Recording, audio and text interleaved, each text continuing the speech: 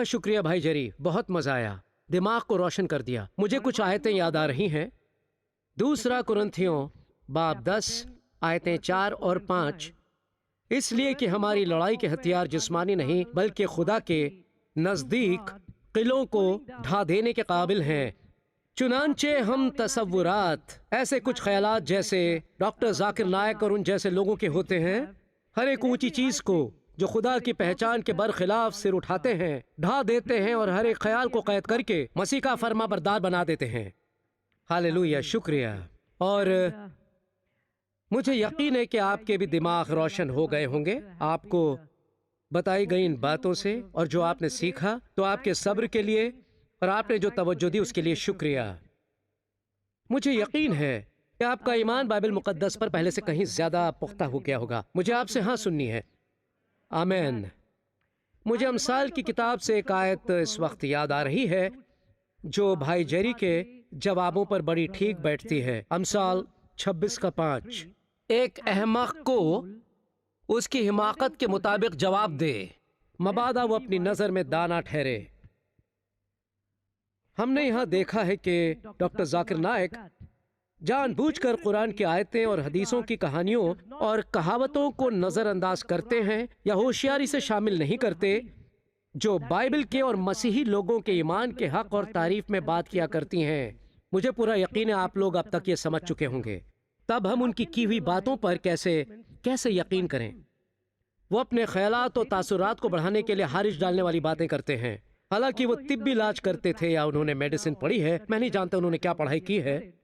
मेरे ख्याल में उन्हें सऊदी अरब भेज देना चाहिए, जहां पर उनके नुस्खे और तासुरात हाथों हाथ अपनाए जाएंगे, क्योंकि वो जगह है जहां पर दीन इस्लाम का बीज बोया गया और उसकी पैदाश यहीं पर हुई थी। मगर हम ऐसा कुछ नहीं करेंगे क्योंकि बाइबल मुकद्दस हमें हिदायत देती है कि जवाब तैयार रखो जब अहमकाना और बेबुनियाद तोहमतें किसी तकब्बुर की खातिर तुम पर लगाई जाती हैं। तकब्बुर रखने वाला शख्स अंधा हो जाया करता है। और यहाँ डॉक्टर जाकिर नायक और उनके चाहने वालों पर मैं ईसा मसीह की ये तमसील सुनाने जा रहा हूँ लूका की किताब से 6:39 कि क्या अंधा अंधे को राह दिखा सकता है? क्या दोनों गड्ढे में नहीं गिरेंगे? हालांकि बाइबल मुकद्दस को लेकर सबूत साफ साफ है, लेकिन जब अंधे बन जाते हैं या अपनी आंखें बीच लेते हैं सच्चाई की समझ ना इख्तियार करने के लिए अपने तकब्बुर की खातिर, मैं दोहराता हूँ अपने तकब्बुर की खातिर, तब हम समझ सकते हैं कि इसका नतीजा क्या होगा। मुझे एक डॉक्टर से हुई मुलाकात याद आ रही है। हाल ही में मैं एक मुसलमान डॉक्टर से मिला और वो बड़े अजीब और गरीब सवाल कर रहे थे। उन्होंने एक ऐसा सवाल किया जिससे ये जाहिर हो गया कि ये लोग कितनी जहालत में जी रहे हैं। वो मुझसे पूछने लगे, आपके यहाँ दो बाइबलें हैं? एक है पुराना अहदनामा जो पहले वाली बाइबल है, और दूसरा एक नया अहदनामा जो कि नई बाइबल है। मुझे तो असली बाइबल दीजिए। वो तो ये तक नहीं समझे कि पुराना अहदनामा और नया अहदनामा क्या है, क्योंकि ये लोगों को इनके रहनुमाओं ने तालीम नहीं दी है। मगर मेरे पास आपके लिए एक अच्छी खबर है। हमारे पास एक किताब है जिसका नाम है द ट्रूथ रिवील्ड, जो हिंदी और उर्दू के तर्जुमे में छपी है इजहार हक नाम से, और बंगला जबान में भी छपी है। वो आपके कई एक सवालात के जवाब दे सकती है, और जो बातें दीन ईसवी के बारे में लिखी गई हैं और जो एतराजात मुसलमान करते हैं, तो हमने कुरान और हदीसों के हवाले से, जी हाँ, कुरान और हदीसों के हवाले से हमने साबित किया है ये अकीदा कि वो बिल्कुल सही और दुरुस्त है। ये साबित किया है। हालेलुया। और हमारे यहाँ एक वीडियो भी है, the unchanging word of God, जो बहुत जल्द मुहैया करवाया जाएगा, जहाँ पर मुबल्लिगों ने बड़े साफ तौर से ईमान पर बात की है और खुदा के कभी ना बदलने वाले कलाम पर। हमारे पास कई बेहतरीन चीजें हैं, बहुत ही अच्छी चीजें हैं, वीडियोस हैं, बेहतरीन नोट्स हैं। भाई जेरी के लिखे हुए कुछ बेहतरीन नोट्स भी हैं जिन्हें आप जाते वक्त ले सकते हो, और वो वीडियोस भी हैं जिनका जिक्र हमने पहले किया है। तो अब जरा और मालूमात के लिए तैयार हो जाइए। आप में से कितने तैयार हैं? कितने वाकई जोश में हैं? क्या और कुछ जानना चाहते हैं? जी हाँ, बिल्कुल, मैं कुछ और पुरजोश आवाजों को वहां से आता हुआ सुनना चाहता हूँ, क्योंकि अब हमारे सामने एक और बड़े ही होनार मुबल्लिग तशरीफ ला रहे हैं, जो शख्स बड़ा ही काबिल है और बड़ा ही पुरअसर है। अब आपके लिए मैं कौन सा लफ्ज इस्तेमाल करूं? पुरजोश। आप पुरजोश हैं कि नहीं? तो चलिए नरेंद्र साहू का खैर मकदम करते हैं। हालेलुया। ٹھیک ہے، وقت کی کمی کی وجہ سے میں اب دیر نہیں لگانے والا ہوں. وہ کہاں چلا گیا میرا وہ پوائنٹر؟ یہ رہا. میں سچ کہہ رہا ہوں کہ کیبل ٹی وی شروع میں جب آیا تھا، کئی ایک سال پہلے کی بات ہے، تب میرے کچھ عزیز جو مسلمان تھے، میرا مطلب ہے وہ میرے دوست ہیں، آج بھی میرے بہت پیارے ہیں، جس میں کوئی شک نہیں ہے. جب میں ان کے گھر جاتا تھا تب وہ وی ایچ ایس ٹیپس پر ذاکر نائک کو دیکھا کرتے تھے، اور میں ان کی باتوں سے متاثر ہو جاتا تھا. جس طرح سے وہ بات کیا کرتے تھے، ان کے بیان کرنے کا طریقہ، اور جس اقتدار سے وہ بات پیش کیا کرتے تھے، اور میں واہ کہتا تھا. میرے کچھ رشتہ دار تو یہ بھی مانتے تھے کہ ذاکر ایک عیسائی ہیں، مگر میں کہتا تھا نہیں، وہ عیسائی نہیں بلکہ ایک مسلمان ہے. تو جب میں نے مباحثے کے بارے میں سنا تو میں نے واقعی وہ مباحثہ گھر لے جا کر دیکھا. اگر اب کوئی بیٹھ کر وہ دیکھنا چاہے گا، جب اسے اس کے پس منظر کا علم نہیں ہے اور وہ محض دلچسپی کی غرض سے دیکھے گا، تو وہ کہہ سکتا ہے کہ شاید ذاکر نائک نے مباحثے میں فتح پائی تھی. تب میں نے اسے دوبارہ سے دیکھا، میں نے روک کر دیکھا، اور میں اس بات سے قطعی حیران ہو گیا کہ انہوں نے قرآن کی تفسیر کس غلط انداز سے پیش کی تھی، کس طرح سے انہوں نے اسلام کے کلام کا نقطہ نظر توڑ موڑ دیا تھا. اور اگر میں کہیں ایک مسلمان ہوتا، جو میں نہیں ہوں، تب میں بہت ناراض ہو جاتا، کیونکہ ایک مسلمان کے لیے قرآن خدا کا کلام ہوتا ہے، یہی ان کا ایمان ہے، لفظ بلفظ، اور کسی کو یہ اختیار نہیں ہے کہ اسے بدلے یا اس میں ترمیم لائے یا نئے معنی نکالے، جو کوئی بھی ایسا نہیں کرتا. اگر میں مسلمان ہوتا تو ناراض ہو جاتا، پر یہاں یہ لوگ زور سے ہنس رہے تھے. خیر، اس سے مجھے تہلکہ میں چھپا ایک انٹرویو یاد آتا ہے. آپ نے تہلکہ نام کے اخبار کے بارے میں تو سنا ہوگا. وہاں ایک انٹرویو لیا گیا تھا جہاں لکھا تھا کہ ذاکر جب چھوٹے سے تھے تب سے ان کا پسندیدہ کھیل تھا کالے کو سفید ثابت کرنا، جو وہ اسکول میں دوستوں کے ساتھ اور گھر پر خاندان والوں کے ساتھ کھیلا کرتے تھے. جس کے معنی ہوئے، سوچئے میں اپنے ہاتھ میں یہ پوائنٹر پکڑے ہوں جو کالے رنگ کا ہے، اور کچھ پیچیدہ منطقے اور فلسفانہ ہنر سے اور ساتھ میں ڈرامائی انداز کو اختیار کر کے یہ ثابت کرتا ہوں کہ یہ کالا نہیں بلکہ سفید ہے، جو زبانی طور پر تو صحیح لگے گا، مگر جب آپ سائنس کے روح سے اس کا مطالعہ کریں گے تو یہ کام نہیں کرنے والا. مگر ایسا ہوا، یہ بتایا گیا کہ جیسے جیسے وقت بیتا، ذاکر اس کام میں اور ماہر ہوتے چلے گئے. پہلے وہ کالے کو سفید ثابت کرتے تھے، مگر اب وہ کتاب مقدس کے ساتھ یہ سب کرتے ہیں. اب میری آج کی پیشکش میں بغیر کسی شک یا شبہ کے یہ ثابت کروں گا کہ جو کچھ ذاکر نے پیش کیا ہے وہ ایک مثال ہے کہ کیسے سفید کو کالا اور کالے کو سفید کیا جاتا ہے. اب میرے آنے والے بیان میں کوئی بھی بات اپنے دماغ سے نہیں کہوں گا، بلکہ میں کلام کو ناگوار طریقے سے پیش نہیں کروں گا، اور یہ میرے مسلمان بھائیوں اور بہنوں پر ہے کہ وہ جا کر اس کی تشویش کریں کہ میں جو کہہ رہا ہوں وہ غلط ہے یا صحیح، یا کہ میں اس کے معنوں کو توڑ مروڑ رہا ہوں. میں اس پر بات کروں گا جو ذاکر بول چکے ہیں، اور میں اس کی تشریح 3 دائروں کی روشنی میں کروں گا جسے مسلمان مانتے ہیں کہ یہ قرآن کے طور پر قرآن ہے. پہلا، قرآن کے طور پر قرآن.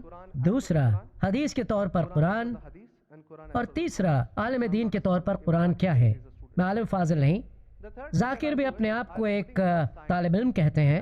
تیسری بات سائنس کی روشنی میں پیش کروں گا، اور آپ دیکھیں گے ذاکر کے دعوے جو پہلے 2 دائروں میں تھے وہ یا تو نقطے سے ہٹ کر ہیں، یا بے معنی یا بالکل غلط. یہ وہ عام سچ تھے جو محمد کے زمانے سے ہیں. کئی بار آپ دیکھیں گے کہ قرآن کچھ کہتا ہے جو سچ نہیں ہے، اور اچانک کوئی حمایتی دین یا کوئی دعویٰ منادیکار اس کے بچاؤ میں اٹھ کھڑا ہوتا ہے، یہ کہہ کر نہیں، اس کے یہ معنی نہیں ہے بلکہ یہ ہیں. تو اس لیے جری نے جو کہا تھا اس پر کوئی نہ کوئی حمایت دین کہے گا نہیں، اس کے معنی یہ نہیں ہے، کیونکہ یہ لفظ بدلا جا سکتا ہے اور ایسا ہوتا ہے. تب سب سے اچھا طریقہ ہے یہ پتہ لگانے کا کہ آپ اسلام کے شروع کے دور کو لے کر دیکھیں کہ وہ کیا معنی نکالتا ہے. اگر آپ قرآن کے سورہ 49 کی آیت 6 کو پڑھیں گے، وہاں ہے: مومنو، اگر کوئی بد کردار تمہارے پاس کوئی خبر لے کر آئے تو خوب تحقیق کر لیا کرو. تو قرآن یہ حکم دیتا ہے کہ آپ اس بات کی جانچ کریں جو کہی گئی ہے. اگر ہم تفسیر ابن خاطر پڑھیں گے تو اس میں اس پر ممانعت ہے. ابن خاطر کو اسلامی حلقوں میں قرآن کا سب سے بڑا اور معتبر تفسیر کار مانا گیا ہے، اس پر کوئی دو رائے نہیں ہے. وہ فرماتے ہیں اگر یہ حدیث کے اعتبار سے ہے تو ٹھیک ہے، مگر جب کوئی قرآن کو اپنی رائے سے یا بغیر کسی علم کے سمجھاتا ہے تب اس کی جگہ دوزخ میں یقیناً مقرر ہے، اور اس پر اس نے حدیث کا بھی حوالہ دیا ہے۔ اب میں آپ کو اسلامی ادبیات کا پس منظر سمجھائے دیتا ہوں۔ قرآن وہ کتاب ہے جس کے بارے میں محمد فرماتے ہیں کہ یہ ان پر اترا ہے اور یہ اللہ کا ہم کلمہ ہے۔ قرآن کا سورہ 33 کی 21ویں آیت یہ فرماتی ہے کہ محمد نسل انسانی کے لیے وہ بہترین مثال ہے۔ اگر آپ صحیح زندگی جینے کا طریقہ اپنانا چاہتے ہیں تو ایسا یہاں لکھا ہے۔ تو جناب اب مجھے یہ جاننا ہے کہ محمد اپنی زندگی کیسے جیتے تھے، مگر افسوس قرآن کچھ نہیں بتاتا، کیونکہ وہ اتنا ہی کہتا ہے اللہ نے یہ فرمایا اور اللہ نے وہ فرمایا، اس کا یہ فرمان ہے، اس کا وہ فرمان ہے۔ تو ہمیں دیکھنا ہے کہ محمد کیسے جیے تھے، اور اس کے لیے حدیثیں پڑھنا ضروری ہوتا ہے، جس کا مطلب ہے وہ روایتیں جنہیں ان لوگوں نے بیان کی جو محمد کے صحابی تھے، وہ بتاتے تھے ہاں ہم نے محمد کو یہ کہتے سنا، ہم نے محمد کو یہ کرتے دیکھا۔ بنیادی طور سے یہ وہ باتیں ہیں جو محمد کے صحابیوں نے ان کو کرتے اور کہتے دیکھا اور سنا۔ تفسیر کچھ اور نہیں، بس یہ باتیں ہیں جو محمد کے بعد الگ الگ عالم دین لکھتے آئے ہیں، اور جو سیرہ ہے وہ محمد کی سوانح عمری ہے، جس کے لکھنے والے نہ جانے کس دور کے تھے، کوئی اس کی تحقیق نہیں کرتا۔ مگر مان لیجئے محمد کے دور سے کچھ لکھی ہوئی سیرہ پائی جاتی ہیں۔ کئی ایک بار میرے بھائی جری نے سیرہ اور تفسیر سے لے کر حوالے دیے ہیں، اور کچھ حدیثوں سے بھی۔ تو دیکھتے ہیں اس کی اہمیت کیا ہے۔ بقول حدیث اسلام کے 5 ستون ہیں: نماز، زکوٰۃ، حج، رمضان کے روزے اور شہادہ۔ رمضان ابھی ختم ہوا ہے، لکھا ہے یہ سب کرنا بہت ضروری ہے، لیکن جہاں تک نماز کا تعلق ہے، اب سوال ہے کہ نماز کیسی پڑھی جائے۔ نماز تو عائد ہے، مگر ہمیں کھڑا کیسے ہونا ہے، کس طرح نماز پڑھنی ہے، اور کس سلسلے وار، یہ نہیں بتایا گیا ہے۔ اس لیے آپ کو حدیث دیکھنی ہے۔ زکوٰۃ کتنی دینی ہے اور کس کو دینی ہے، کس طرح سے دینی ہے، وہ سب تو لکھا نہیں ہے، اس لیے آپ کو حدیث کا سہارا لینا ہے۔ جہاں تک کہ حج کی بات ہے، جب آپ حج پر جایا کرتے ہیں تو اس لیے یہ وہ 5 ستون کے طریقہ کار حدیثوں میں بیان کیے گئے ہیں۔ یہاں تک کہ کلمہ شہادت جو اسلام پر ایمان لانے کا اعلان ہے، وہ بھی حدیثوں میں لکھا گیا ہے۔ قرآن میں یہ ٹکڑوں ٹکڑوں میں لکھا گیا ہے۔ کلمہ شہادت کا ترمذی کی حدیثوں میں پورا بیان ہے۔ تو جیسا بھائی جری نے فرمایا، ختنے کا حکم قرآن میں کہیں نہیں دیا گیا ہے۔ تو اب دیکھتے ہیں ہمارے عزیز ذاکر کیا فرماتے ہیں، اب ان کا اس پر کیا کہنا ہے۔ آپ وہ چاروں بڑے اماموں کو دیکھیے، امام ابو حنیفہ، امام ابو شافعی، امام حنبلی اور امام ملک۔ اگر کہیں آپ میرا فتویٰ اللہ اور اس کے رسول کے خلاف دیکھیں تو آپ میرا فتویٰ دیوار پر لٹکا دیجیے گا۔ تو چلیے اب ہم ذاکر کے دعووں کی تحقیقات کرتے ہیں، اور میں کہہ سکتا ہوں کہ ایک بھی ایسا دعویٰ نہیں کیا گیا جو قرآن کو سائنس میں درست طور سے پیش کیا گیا ہے۔ تو اب دیکھتے ہیں کہ ذاکر ایک بڑے عالم ہیں یا تماشا کرنے والے ہیں۔ کیا وہ قرآن کو غور سے نہیں سمجھتے؟ اگر یہ اللہ کے سوا کسی اور طرف سے ہوتا تو اس میں کئی قسم کے تضادات ہوتے، اس میں ایک بھی نہیں ہے۔ جب ہم دیکھیں گے تو پائیں گے کہ ایک بھی جائز دعویٰ نہیں ہے۔ تو ذاکر کی پیشکش میں انہوں نے اسے 7 حصوں میں تقسیم کیا ہے، مگر ہم ان ساروں پر بات نہیں کریں گے کیونکہ وقت کی کمی ہے اس وقت۔ تو ہم پہلے حصے سے شروع کرتے ہیں جو ہے علم کائنات کے اوپر۔ ماہرین فلکیات نے دعویٰ کیا کہ یہ کائنات کس طرح وجود میں آئی، تو انہوں نے جانا ماہرین کے دیے گئے نام کے مطابق اسے بگ بینگ کہتے ہیں۔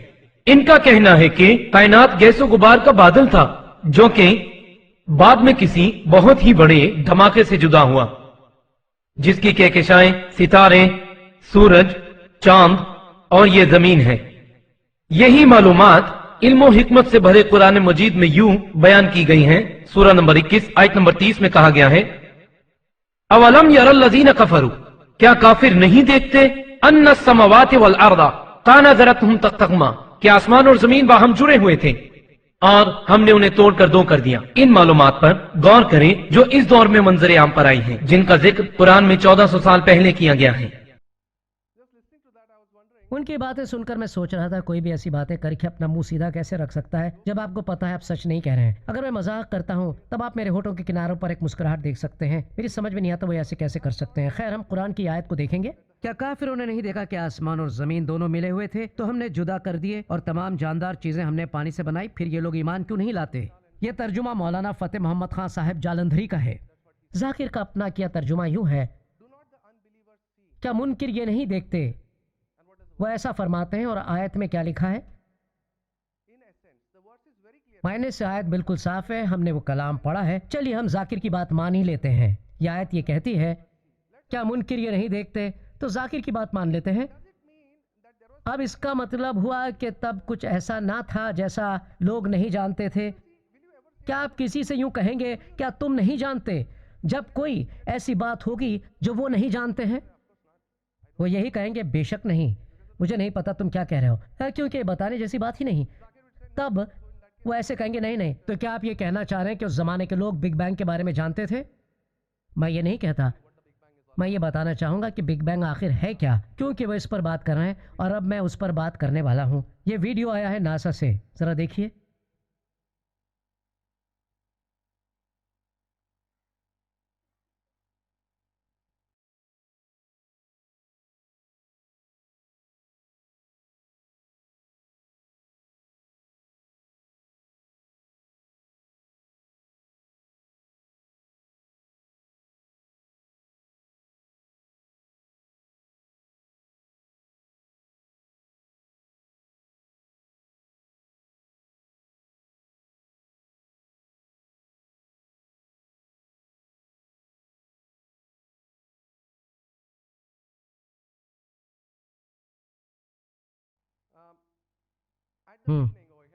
دیکھیے یہاں پر شروع میں یہاں پر آپ ایک نقطہ دیکھ سکتے ہیں نا.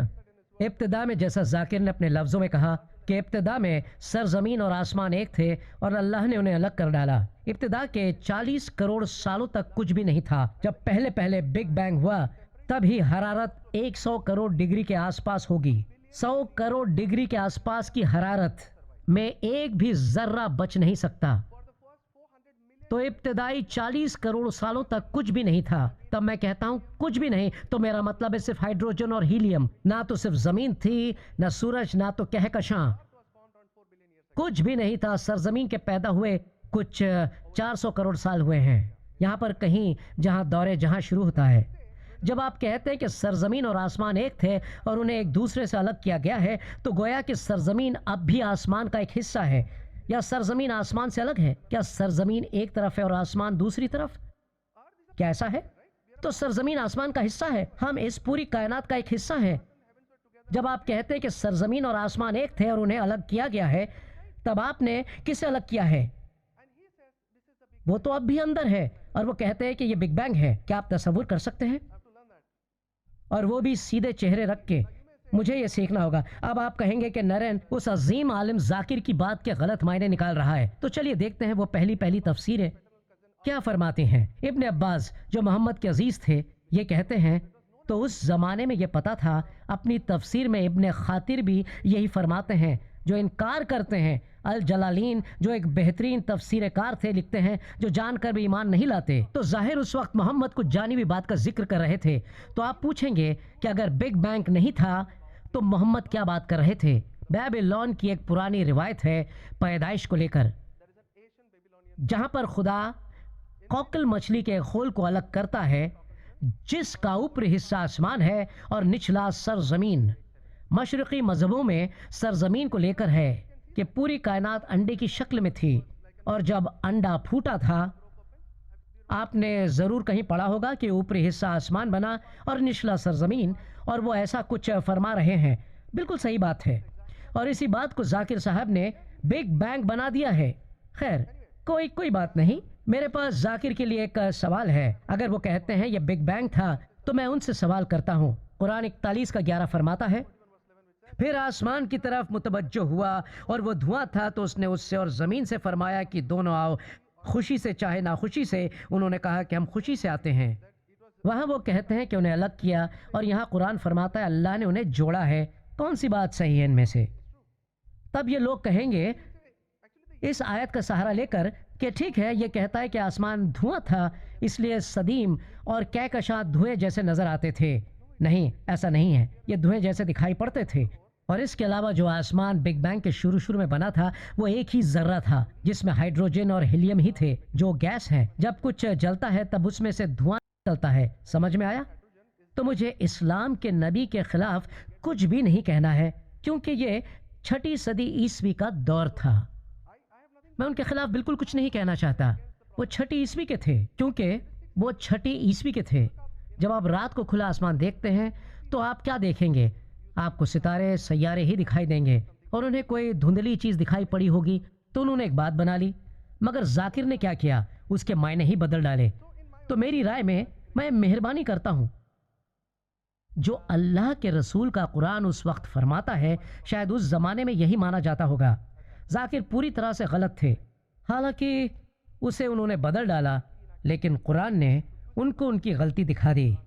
اور اگر قرآن کا اللہ کہنا چاہتا ہے کہ وہ آسمان اور سرزمین کو بنا رہا ہے تو وہ اتنا کہہ سکتا تھا،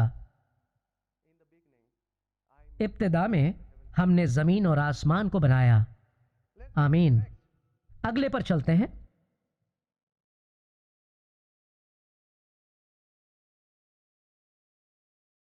سورۃ الانبیاء سورہ نمبر 21 آیت نمبر 33 میں لکھا ہے اللیل والنہار، اللہ ہی ہے جس نے دن اور رات بنائے. والشمس والقمر، سورج اور چاند، کل فی فلک یسبحون، ہر ایک اپنے حساب مقرر سے چل رہا ہے.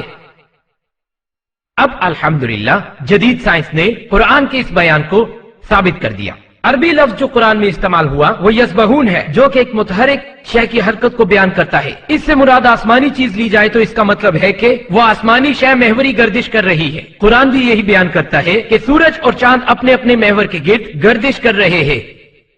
ایڈون ہیبل وہ شخص تھا جس نے دریافت کیا کہ کائنات مسلسل پھیل رہی ہے. قرآن سورہ زاریات میں کہتا ہے، سورہ نمبر 51 آیت نمبر 47، اور ہم نے ایک وسعت پذیر کائنات کو پیدا کیا ہے خلا کی وسعت کے ساتھ. عربی کا لفظ موسیونا اپنے اندر وسعت یعنی توسیع کا مطلب لیے ہوئے ہے.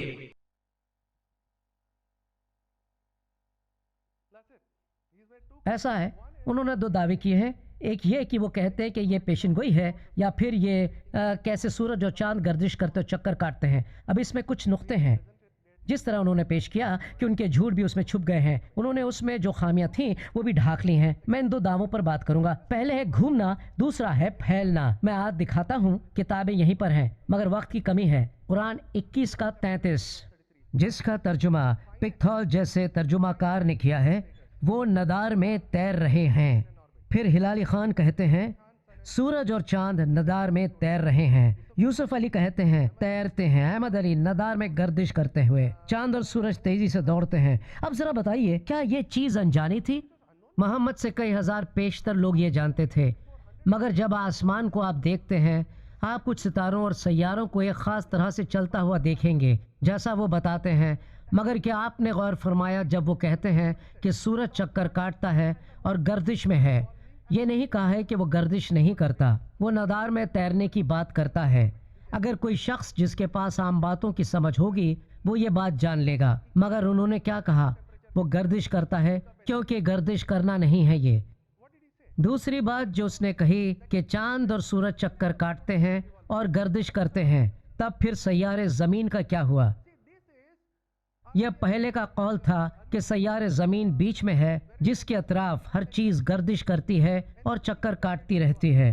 تو پھر ذاکر نے ایسی آیتیں کیوں نہیں بتائی ہیں؟ ٹھیک ہے، زمین بھی چکر کاٹتی ہے اور گردش کرتی ہے، اسے کہتے ہیں زمین مرکزی ہے. یہ سورج مرکزی ہونے کی بات نہیں کرتا. زمین مرکزی کا یہ خیال ہے. میں انہیں چنوتی دیتا ہوں کہ مجھے ایک آیت پڑھا دیں پورے قرآن میں سے جو کہ کہتی ہے زمین چکر کاٹتی ہے اور گردش میں ہے. صرف ایک آیت بتا دیں اس طرح سے جو سورج بھی چکر کاٹتا اور گردش کرتا دکھائی دے گا، کیونکہ محمد نے یہ سب نہیں دیکھا ہوگا، رسول نے یہ سب نہیں دیکھا. اس دور میں انہیں یہ پتہ نہ ہوگا کہ کہکشاں میں گردش کر رہے ہیں یہ ساری چیزیں. انہوں نے دیکھا، انہوں نے لکھا، پھر سفید کو کالا کر دیا. کیونکہ دوستوں کیا ہوا تھا؟ دوسری بات، ہم 2 ایک تفسیروں کو دیکھیں گے جو میں نے یہاں بتائی ہیں. ابن خاطر الجلالین، ابن عباس سب ایک رائے رکھتے ہیں. وہ تیزی سے ایک تیراک کی طرح اپنے ندار میں اور راہ عمل پر اگلی چیز ہے پھیلتی ہوئی کائنات۔ یہ سب سے عجیب و غریب دعویٰ میں نے جو آج تک سنا ہے۔ سورہ 51 آیت 47۔ اور آسمانوں کو ہم ہی نے ہاتھوں سے بنایا اور ہم کو سب مقدور ہے۔ پکتول کہتے ہیں وسیع طور پر، شاکر فرماتے ہیں چیزیں کافی بڑی بناتا ہے۔ ذاکر کا ترجمہ ہے عربی کا لفظ محسیانہ جو وسیع ہوتا ہے، اسے وہ پھیلتی کائنات کہتے ہیں۔ ٹھیک ہے، ہمیں یقین ہے ذاکر کے وطن میں ان کی کافی زمینیں ہیں کیونکہ وہ کافی روپے پیسے کماتے ہیں۔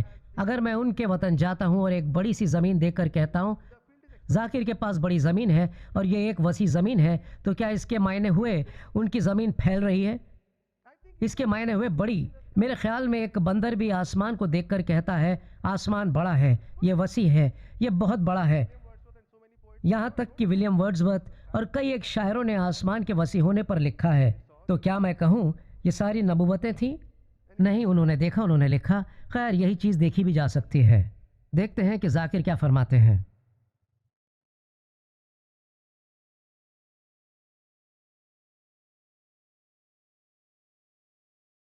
قرآن کا سورہ نور سے سورہ نمبر 24 آیت نمبر 35 اور 36 کہ اللہ سبحانہ و تعالی ہے نور السماوات والارض، جو کہ روشنی ہے آسمان اور زمین کی۔ مکمل آیت تو پڑھیے اور جانیے اس میں کیا لکھا ہے۔ اس میں لکھا ہے اللہ روشنی ہے، نور۔ وہ کہتی ہیں اللہ روشنی ہے زمین اور آسمان کی۔ یہ ایک ہمہ وقتی روشنی ہے، جیسے ایک تاک اور تاک میں رکھا چراغ۔ یہاں پر کہا چراغ، لفظ چراغ یہاں ہے۔ تو اللہ سبحانہ و تعالیٰ کی اپنی روشنی ہے اور یہ روشنی منعکس کرتا ہے، جیسے کہ آپ برقی چراغ دیکھتے ہیں جو یہاں بھی ہے۔ اندرونی روشنی سراج کی طرح ہے، جبکہ اس کو منعکس کرنے والا حصہ چاند کی طرح ہے۔ یہ روشنی منعکس کر رہا ہے۔ لیمپ ٹیوب کی تو اپنی روشنی ہوتی ہے، مگر کسی برقی چراغ کا منعکس کرنے والا حصہ روشنی منعکس کرتا ہے۔ یہ دونوں ایک ہی ہیں۔ تو اللہ سبحانہ و تعالیٰ الحمدللہ اس کے سوا کہ اس کی اپنی روشنی ہے، جیسا قرآنی آیات میں ہے، تاک کے اندر ایک چراغ ہے اور اس چراغ کی روشنی اللہ سبحانہ و تعالیٰ کی اپنی روشنی ہے اور اللہ اپنی روشنی منعکس کرتا ہے۔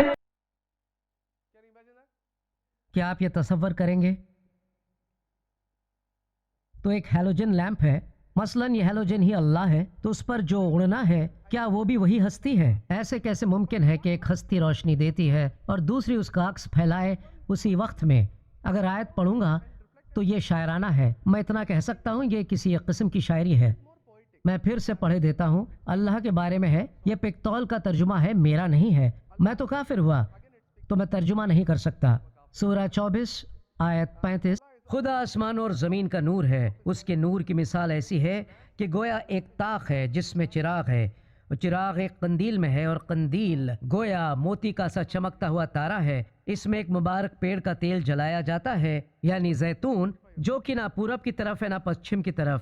اس کا تیل چاہے آگ اسے نہ بھی چھوئے جلنے کو تیار ہے۔ روشنی پر روشنی، خدا اپنے نور سے جس کو چاہتا ہے سیدھی راہ دکھاتا ہے، اور خدا جو مثالیں بیان فرماتا ہے لوگوں کے لیے، اور خدا ہر چیز جانتا ہے۔ تو یہ آپ کے لیے ہے چراغ، ٹھیک ہے، یہ آپ کے لیے ہے۔ یہ ایک بڑی ہی پیچیدہ شاعری ہے، کم لفظوں میں یہ ہے کہ یہ شاعرانہ ہے۔ یہ کہتی ہے کہ اللہ ایک طاق میں ہے جو کہ اپنے آپ میں ہی ایک چراغ ہے، جس چراغ میں ہمیشہ زیتون کا تیل ایک برگد کے پیڑ سے پہنچتا ہے جو زمین کے بیچوں بیچ لگایا گیا تھا۔ تو تفسیر میں یہی تو لکھا ہوا ہے، اس کے یہی تو معنی ہیں۔ مجھے شاعری کی سمجھ تو ہے، حالانکہ یہ تھوڑی پیچیدہ سی ہے، یہاں پیچیدہ شاعری کی گئی ہے، مگر کہیں پر بھی وہ اس عکس اور چاند کی بات نہیں کرتا جو کہ روشنی کا عکس ہے۔ آپ اسے ایک معجزہ کیوں کہتے ہیں؟ آپ صاف گوہی سے بات کیوں نہیں کرتے؟ ایسی کتنی ہی آیتیں ہیں اور کتاب بڑی صاف ہے۔ ہم کچھ اور آیتوں کو دیکھیں گے جہاں پر یہی لفظ لکھا گیا ہے، جہاں پر نور سراج لکھا گیا ہے۔ نور یہاں روشنی کا عکس ہے، نور کے معنی یہاں روشنی کا عکس ہوتا ہے۔ کچھ اور آیات دیکھیں گے۔ قرآن میں نور روشنی ہے، کیا تب یہ ترجمہ برقرار رہے گا اگر اس کے بدلے میں روشنی کا عکس اسے لکھ دوں؟ ان کا دوست خدا ہے کہ ان کو اندھیروں سے نکال کر روشنی میں لے جاتا ہے۔ لوگوں، تمہاری طرف چمکتا ہوا نور بھیج دیا گیا ہے۔ کیا اس کے معنی ہوئے روشنی کا عکس؟ اور یہی لفظ نور الگ الگ جگہ اختیار کیا گیا ہے۔ بے شک تمہارے پاس خدا کی طرف سے نور اور روشن کتاب آ چکی ہے۔ کیا کسی طرف سے آپ کو یہ معنی خیز لگتا ہے؟ بالکل نہیں. بے شک ہم انہیں توریت نازل فرمائی جس میں ہدایت اور روشنی ہے. جو اپنے سے پہلے کی کتاب توریت کی تصدیق کرتے تھے اور ان کو انجیل عنایت کی جس میں ہدایت اور نور ہے.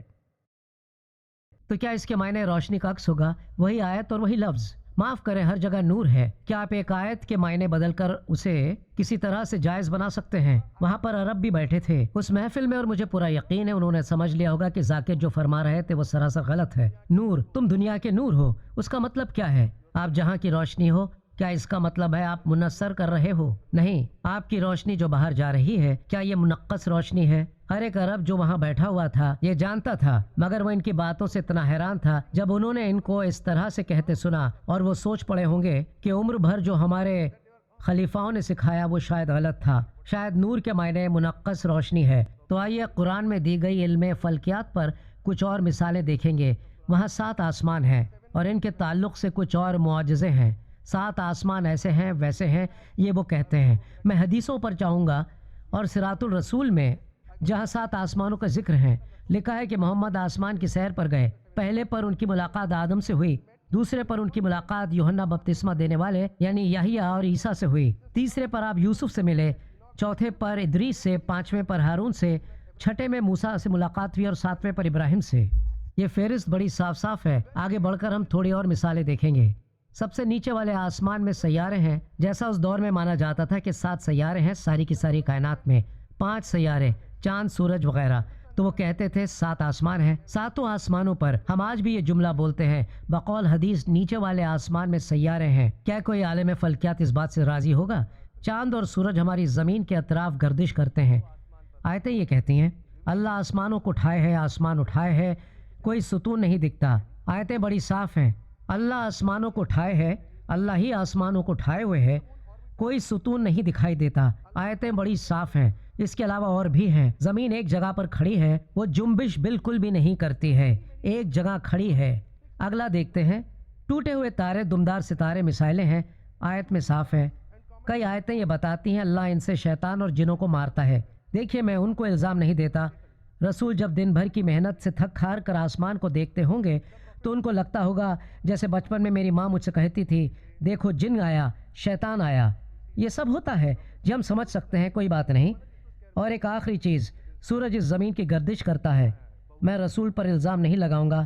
یہ 6 عیسوی صدی کی سمجھ ہے. وہ وہی دہرا رہے تھے جو اس زمانے میں حقیقت مانی جاتی تھی. کوئی بات نہیں، ذاکر قطعی طور پر غلط ہے. اگر قرآن کچھ ایسا کہنا چاہتا ہے وہ اتنا کہہ دیتا کہ سیارے زمین ایک گولا ہے جو سورج کی گردش کرتا ہے اور چاند سرزمین کی گردش کرتا ہے اور روشنی منعکس کرتا ہے. کیا میں یہ کہہ سکتا ہوں؟ کیا ہم یہ کہہ سکتے ہیں؟ اگر خدا کہنا چاہتا تب وہ یہ لفظ کہہ سکتا تھا. ویسے بھی میں کہہ دیتا ہوں ہائیڈرولوجی یہ بڑا ہی دلچسپ موضوع ہے. قرآن کہتا ہے سورہ طارق میں سورہ نمبر 86 آیت نمبر 11 وجہ السما، آسمان کے پلٹنے کی صلاحیت کے ذریعے. تقریباً سبھی مفسرین نے کہا ہے کہ وہ کہتے ہیں یہ آیت جو کہ سورہ طارق کی سورہ 86 آیت نمبر 11 میں ہے، یعنی کہ آسمان کو پلٹنے کی صلاحیت بارش کا باعث بنتی ہے. بخارات ہی تو ہے.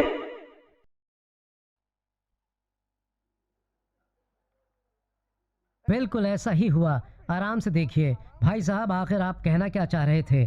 یہ مذاق نہیں ہے. میں یہاں مذاق کرنے کی کوشش نہیں کر رہا ہوں. بس مسکرانا میری عادت ہے. میں یہاں پر مذاق کرنے کے لیے بالکل بھی نہیں آیا. آپ یہ کہہ سکتے ہیں کہ ممبئی کا رہنے والا جو کبھی ایک ڈاکٹر تھا وہ فلسطین میں رہنے والے عرب سے بہتر عربی جانتا ہے اور بولتا ہے. وہ یہ کہہ سکتا ہے کیونکہ اس میں یہ ہمت ہے. تو دیکھتے ہیں تفسیر اس آیت پر کیا بیان دیتی ہیں. ابن قاطر کے حوالے سے آسمان جو بار بار پانی برساتا ہے. ابن عباس نبی محمد کے جو رشتہ دار تھے اس آسمان سے جو بار بار بارش برساتا ہے. الجلالین آسمان سے بار بار جو بارش بار بار برستی ہے. سید مودودی ایک بہتر تفسیر کار اس آسمان سے جو بارش بھیجتا ہے. تو یہ وہ سب ہیں. یہاں پانی کا بھاپ بن کر واپس برسنا کہاں چلا گیا؟ وہ بس وہی بات کہتے ہیں جو دیکھتے تھے. یہ وہی بات ہے, انہوں نے دیکھا, انہوں نے لکھا, رسول نے دیکھا, رسول نے لکھا. مجھے اس سے کوئی دقت نہیں ہے. کیا 6 صدی عیسوی کے سائنسدان غلط تھے؟ بالکل نہیں. انہوں نے وہی سمجھا جو انہوں نے دیکھا تھا. آج یہ 1000 سال بعد جب کوئی میرا ویڈیو دیکھے گا تب وہ کہہ سکتا ہے یہ سب بکواس ہے. ان کا نظریہ تب تک بدل گیا ہوگا, پر تب سے میرا مسئلہ نہیں ہے. اور جو کوئی بھائی جیری نے کہا کہ اپنے مذہب کے نئے معنی مت نکالو تاکہ میرے مذہب پر تم حملہ کر سکو, یہی تو ہمارا مسئلہ ہے. نہیں تو میں اپنا وقت یہاں پر کیوں ضائع کرتا. اب ہم کچھ اور دیکھیں گے. یہ ذاکر کی کامیابی کا راز ہے. قرآن نے بڑی تفصیل سے پانی کے دور کے بارے میں بتایا ہے کئی مقامات پر. یعنی پانی کس طرح اوپر اٹھتا ہے, بادل کیسے بنتے ہیں, بادل آپس میں کیسے جڑتے ہیں, گرج چمک ہوتی ہے, اور پھر اس طرح سے پانی برستا ہے. بادل کس طرح حرکت کرتے ہیں, بارش کی صورت میں برستے ہیں. بخارات کا جدول بیان کر دیا ہے, اور الحمدللہ تفصیل کے ساتھ. قرآن میں پانی کے اس دور کا ذکر تفصیل سے کیا گیا ہے کئی مقامات پر. سورہ نور میں سورہ نمبر 24 آیت نمبر 43, سورہ روم میں سورہ نمبر 30 آیت نمبر 48, اور سورہ زمر میں سورہ نمبر 39 آیت نمبر 21, سورہ مومنون سورہ نمبر 23 آیت نمبر 18, سورہ روم سورہ نمبر 30 آیت نمبر 24, سورۃ الحجر سورہ 15 آیت نمبر 22, سورۃ الاعراف سورہ نمبر 7 آیت نمبر 57, اور سورۃ الرعد سورہ نمبر 13 آیت نمبر 17, سورۃ الفرقان سورہ 25 آیت نمبر 48 تا 49.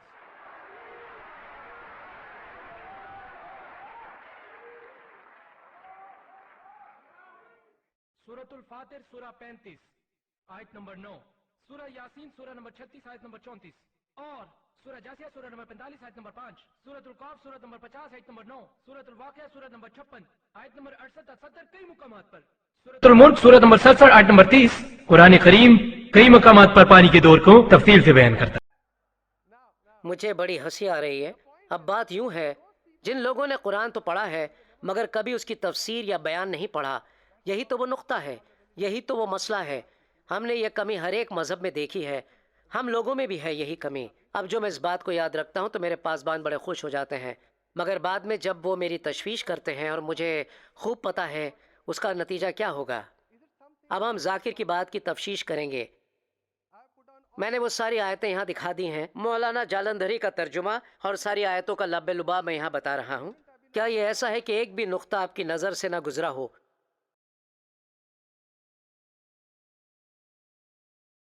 قرآن 24 کا 43. کیا تم نے نہیں دیکھا کہ خدا ہی بادلوں کو چلاتا ہے, پھر ان کو آپس میں ملا دیتا ہے, پھر ان کو تہ بتہ کر دیتا ہے. پھر تم دیکھتے ہو کہ بادل میں سے مے نکل رہا ہے, اور آسمان میں سے جو پہاڑ ہیں ان سے اولے نازل کرتا ہے, تو جس پر چاہتا ہے اس کو برسا دیتا ہے, اور جس سے چاہتا ہے ہٹا رکھتا ہے. اور بادلوں میں جو بجلی ہوتی ہے اس کی چمک آنکھوں کو اونچ کے لیے جاتی ہے. قرآن 30 کا 48. خدا ہی تو ہے جو ہواؤں کو چلاتا ہے, جو وہ بادل کو ابھارتی ہیں, پھر خدا اس کو جس طرح چاہتا ہے آسمان میں پھیلا دیتا ہے اور تہ بتہ کر دیتا ہے. پھر تم دیکھتے ہو کہ اس کے بیچ میں سے مہ نکلنے لگتا ہے. پھر جب وہ اپنے بندوں میں سے جن پر چاہتا ہے اسے برسا دیتا ہے تو وہ خوش ہو جاتے ہیں. قرآن 39 کا 21.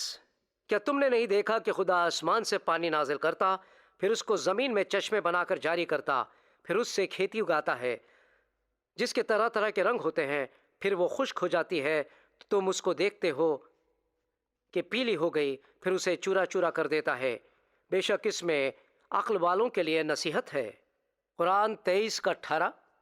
اور ہم ہی نے آسمان سے ایک اندازے کے ساتھ پانی اتارا, پھر اس کو زمین میں ٹھہرا دیا, اور ہم اس کے نابود کر دینے پر بھی قادر ہیں.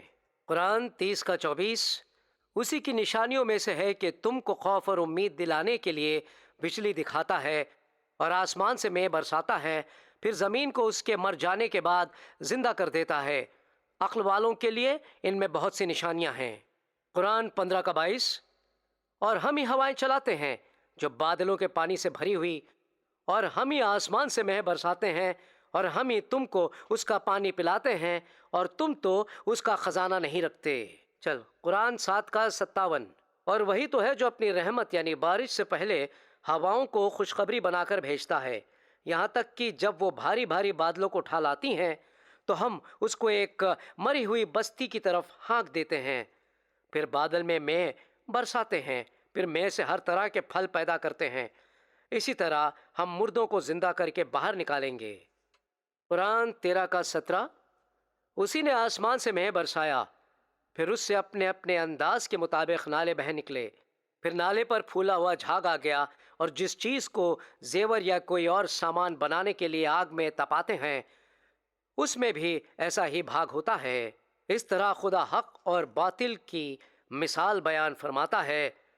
سو جھاگ تو سوکھ کر ختم ہو جاتا ہے، اور پانی جو لوگوں کو فائدہ پہنچاتا ہے وہ زمین میں ٹھہرا رہتا ہے۔ اس طرح خدا صحیح اور غلط کی مثالیں بیان فرماتا ہے تاکہ تم سمجھو۔ قرآن 25:48۔ اور وہی تو ہے جو اپنی رحمت کے مہ کے آگے ہواؤں کو خوشخبری بنا کر بھیجتا ہے، اور ہم آسمان سے پاک پانی برساتے ہیں۔ قرآن 35:9۔ اور خدا ہی تو ہے جو ہوائیں چلاتا ہے اور وہ بادل کو بھارتی ہیں، پھر ہم اس کو ایک بے جان شہر کی طرف چلاتے ہیں، پھر اس سے زمین کو اس کے مرنے کے بعد زندہ کر دیتے ہیں۔ اسی طرح مردوں کو جی اٹھنا ہوگا۔ قرآن 36:34۔ اور اس میں کھجوروں اور انگوروں کے باغ پیدا کیے اور اس میں چشمے جاری کیے۔ قرآن 50:9۔ اور آسمان سے برکت والا پانی اتارا اور اس سے باغ باغیچے اگائے اور کھیتی کا اناج۔ قرآن 56:68۔ بھلا دیکھو تو کہ جو پانی تم پیتے ہو کیا تم نے اس کو بادل سے نازل کیا ہے یا ہم نازل کرتے ہیں؟ قرآن 67:30۔ کہو کہ بھلا دیکھو تو اگر تمہارا پانی خشک ہو جائے تو کون ہے جو تمہارے لیے میٹھے پانی کا چشمہ بہا لائے؟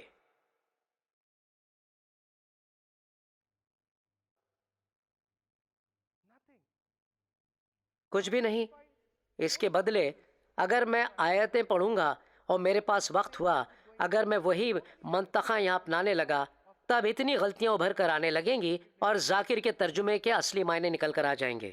ایک آیت ہے جو کہتی ہے کہ بارش خوشی کا پیغام لے کر آتی ہے۔ مجھے بتائیے یہ صرف فلسطین میں ہوتا ہے؟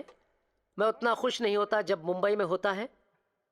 خیر بات یہ ہے، یہ ساری باتیں ہیں مگر کوئی کہہ سکتا ہے یہ شاعرانہ ہے۔ جی مگر نقطہ یہ ہے اگر آپ اسے منطقہ بنا دیں گے اور میں اس منطقے کو انجام تک پہنچا دیتا ہوں تب بات پوری ہو جائے گی۔ اب آگے بڑھتے ہیں۔ یہ ہائیڈرولوجی تھی۔ اس کا نتیجہ اگر ہم دیکھیں گے تو پائیں گے کہ تاش کا گھر گرنے والا ہے۔ یہ ایک بڑی بہترین تصویر تھی، امید ہے آپ لوگوں کو بہت پسند آئی ہوگی۔ قرآن وہی دہراتا تھا جو اس وقت دیکھا جاتا تھا۔ محمد بادلوں کو آتا دیکھتے تھے، بادلوں کو جمع ہوتا دیکھتے تھے، وہ بادلوں سے پانی برستا دیکھتے تھے، وہ بادلوں کو آگے جاتا دیکھتے تھے، وہ ہواؤں کو بادلوں کو اڑا کر لے جاتا دیکھتے تھے، وہ بادلوں کو زمین میں نالے بناتے دیکھتے تھے، وہ پانی کو نکلتا اور سبزے کو اگتا دیکھتے تھے۔ تو کیا اس کے لیے آپ کو نبوت کرنے کی ضرورت ہے؟ ٹھیک ہے، تو اب آگے بڑھتے ہیں۔ ہم جیولوجی پہ نظر ڈالنے والے ہیں جو کہ تعلیم علم طبقات الزمین ہے۔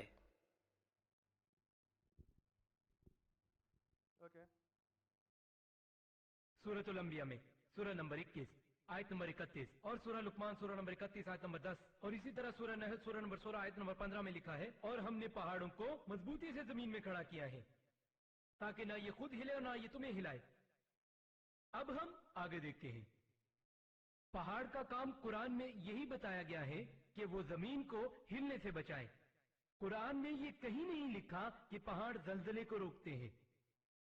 اور ڈاکٹر ولیم کیمبل نے کہا، انہوں نے اپنی کتاب سے پڑھا کہ اگر پہاڑی علاقے کو دیکھا جائے جہاں زلزلے آتے ہیں اور پہاڑ اس کی وجہ بنتے ہیں۔ اب ذرا غور کیجئے، قرآن میں یہ کہیں نہیں لکھا کہ پہاڑ زلزلوں کو روکتے ہیں۔ عربی میں جو لفظ زلزلے کے لیے یوز ہوتا ہے ڈاکٹر کیمبل عربی جانتے ہیں، یہ ہے زلزال یا زلزلہ۔ ان 3 آیات میں استعمال ہونے والا لفظ جو میں نے کہا وہ ہے تمیدہ۔ تمیدہ کا مطلب ہے ہلانا، جھلانا یا جھولا دینا۔ اور قرآن کہتا ہے سورہ لقمان سورہ نمبر 31 آیت نمبر 10 میں، اور اسی طرح سورۃ النحل سورہ 16 آیت 15، ہم نے پہاڑوں کو مضبوطی سے زمین میں کھڑا کیا، نہ کہ یہ خود ہلے نہ تمہیں ہلائے۔ یہ ہے تمیدہ بکم، نہ یہ تمہیں ہلائے۔ اشارہ ہے اگر یہاں پہاڑ نہ ہوتے تو اگر تم چلتے، اگر تم پھرتے تو زمین بھی تمہارے ساتھ چلنے پھرنے لگتی، اگر تم جھکتے تو زمین بھی تمہارے ساتھ جھک جاتی۔ ہمیں پتا ہے عام طور پر جب ہم زمین پر چلتے ہیں تو وہ نہیں لرزتی۔ کریں گے کوئی چہرے پر بغیر شکن لائے یہ کیسے کہہ سکتا ہے؟ میں نے سینٹ فیلڈ اور کئی مسخروں کو دیکھا ہے مگر یہ تو انتہا ہو گئی۔ خیر کوئی بات نہیں۔ کیا آپ یہ سوچ بھی سکتے ہیں؟ دراصل یہ وہ ڈیبیٹ کا حصہ تھا جس نے مجھے چونکا دیا تھا۔ اس سے پہلے میں کچھ خاص توجہ نہیں دے رہا تھا، مگر یہاں جو ذاکر کی جملے بازی تھی وہ قابل تعریف ہے۔ فرض کیجئے میرے ہاتھ پر جراثیم ہے، مجھے بری نظر سے مت دیکھیے، خیر میرے بالوں پر ہیں اور وہ ہل رہے ہیں۔ کیا کوئی جراثیم کہہ سکتا ہے کہ میرے ہلنے سے نرین بھی ہلنے والا ہے؟ میرا وزن 16 کلو نہیں ہے، اس سے کچھ بڑھ کر ہی ہے۔ اوسط وزن 60 کلو ہوتا ہے لوگوں کا، اور زمین کا وزن ہے 60 یعنی 23 صفر سے ضرب یعنی ملٹیپلائی کرنا۔ 60 کلو ضرب 23 صفر زمین کا وزن ہوتا ہے۔ فرض کرتے ہیں کہ پہاڑ بھی نہیں ہوتے، کیا تب ذرا بھی ممکن ہوگا؟ اپنے تصور کو کہیں بھی لے جائیے، تو کیا آپ کے ہلانے سے سیارے زمین ہل جائے گی؟ یہ کہہ کر میرے دل میں ڈاکٹر ولیم کیمبل کے لیے بہت عزت بڑھ گئی۔ انہوں نے شاندار جواب دیے، مگر وہ ایسی باتوں سے حیران ہو گئے تھے۔ آخر آپ اس پر کیا کہہ سکتے ہیں؟ کیا کہیں گے آپ؟ کیا کہیں گے؟ اس بکواس کو سمجھنے میں میرے کئی دن اور کئی ہفتے لگ گئے، اور تب کہیں میں اس شخص کے خلاف اپنے جواب لے کر آیا جو بڑا عالم فاضل بنا بیٹھا ہے۔ خیر اب ہم آگے بڑھتے ہیں۔ میرے خیال میں مجھے اس حصے کو غلط ثابت کرنے کی ضرورت بالکل بھی نہیں ہے۔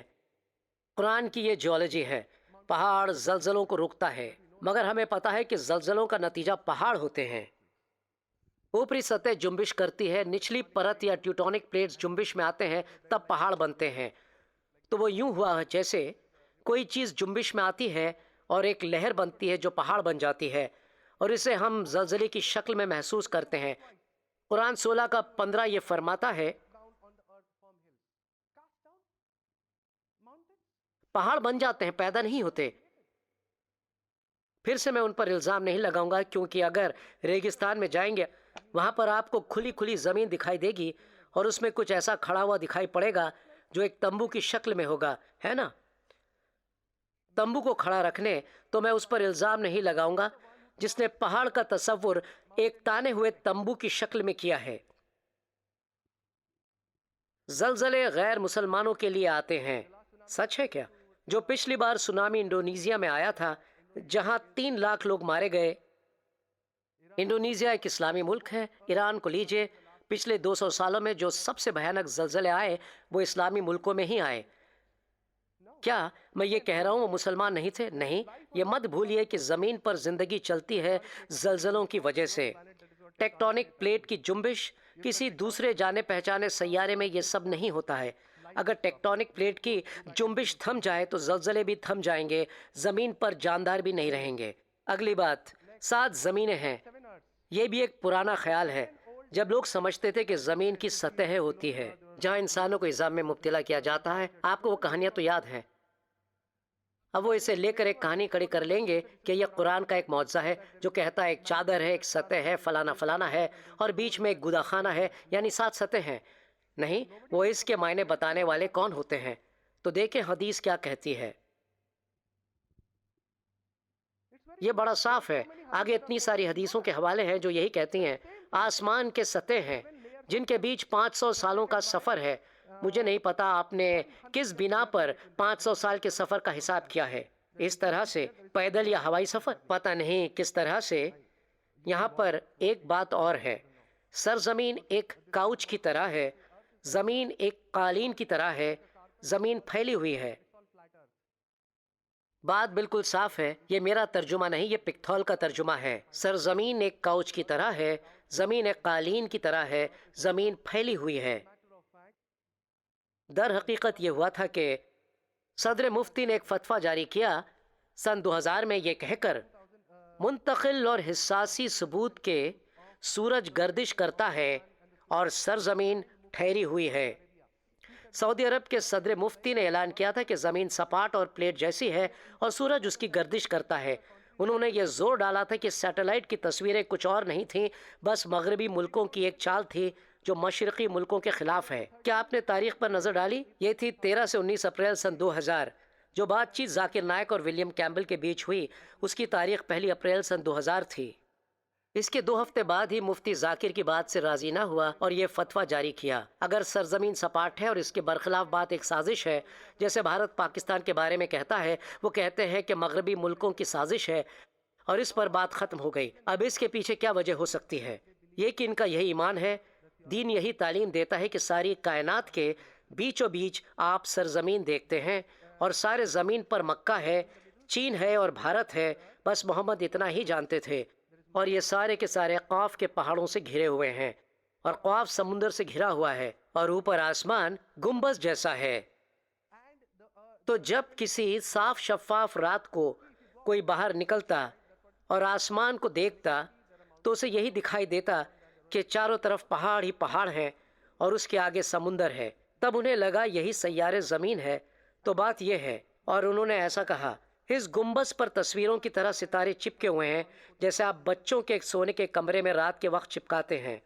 تو یہ قرآن کی طرف سے ارضیات کی تصویر کی پیشکش ہے، ایک قدیمی اسلامی نقشہ ہے جو یہ دکھاتا ہے کہ سرزمین ایک گائے پر کھڑی ہے اور مکہ چین اور بھارت کے بیچوں بیچ وہ ہے، اور یہاں یہ سمندر ہے اور یہ قاف کے پہاڑ ہیں جو ایک گائے کے اوپر کھڑے ہیں، اور یہ گائے ایک مچھلی پر کھڑی ہوئی ہے۔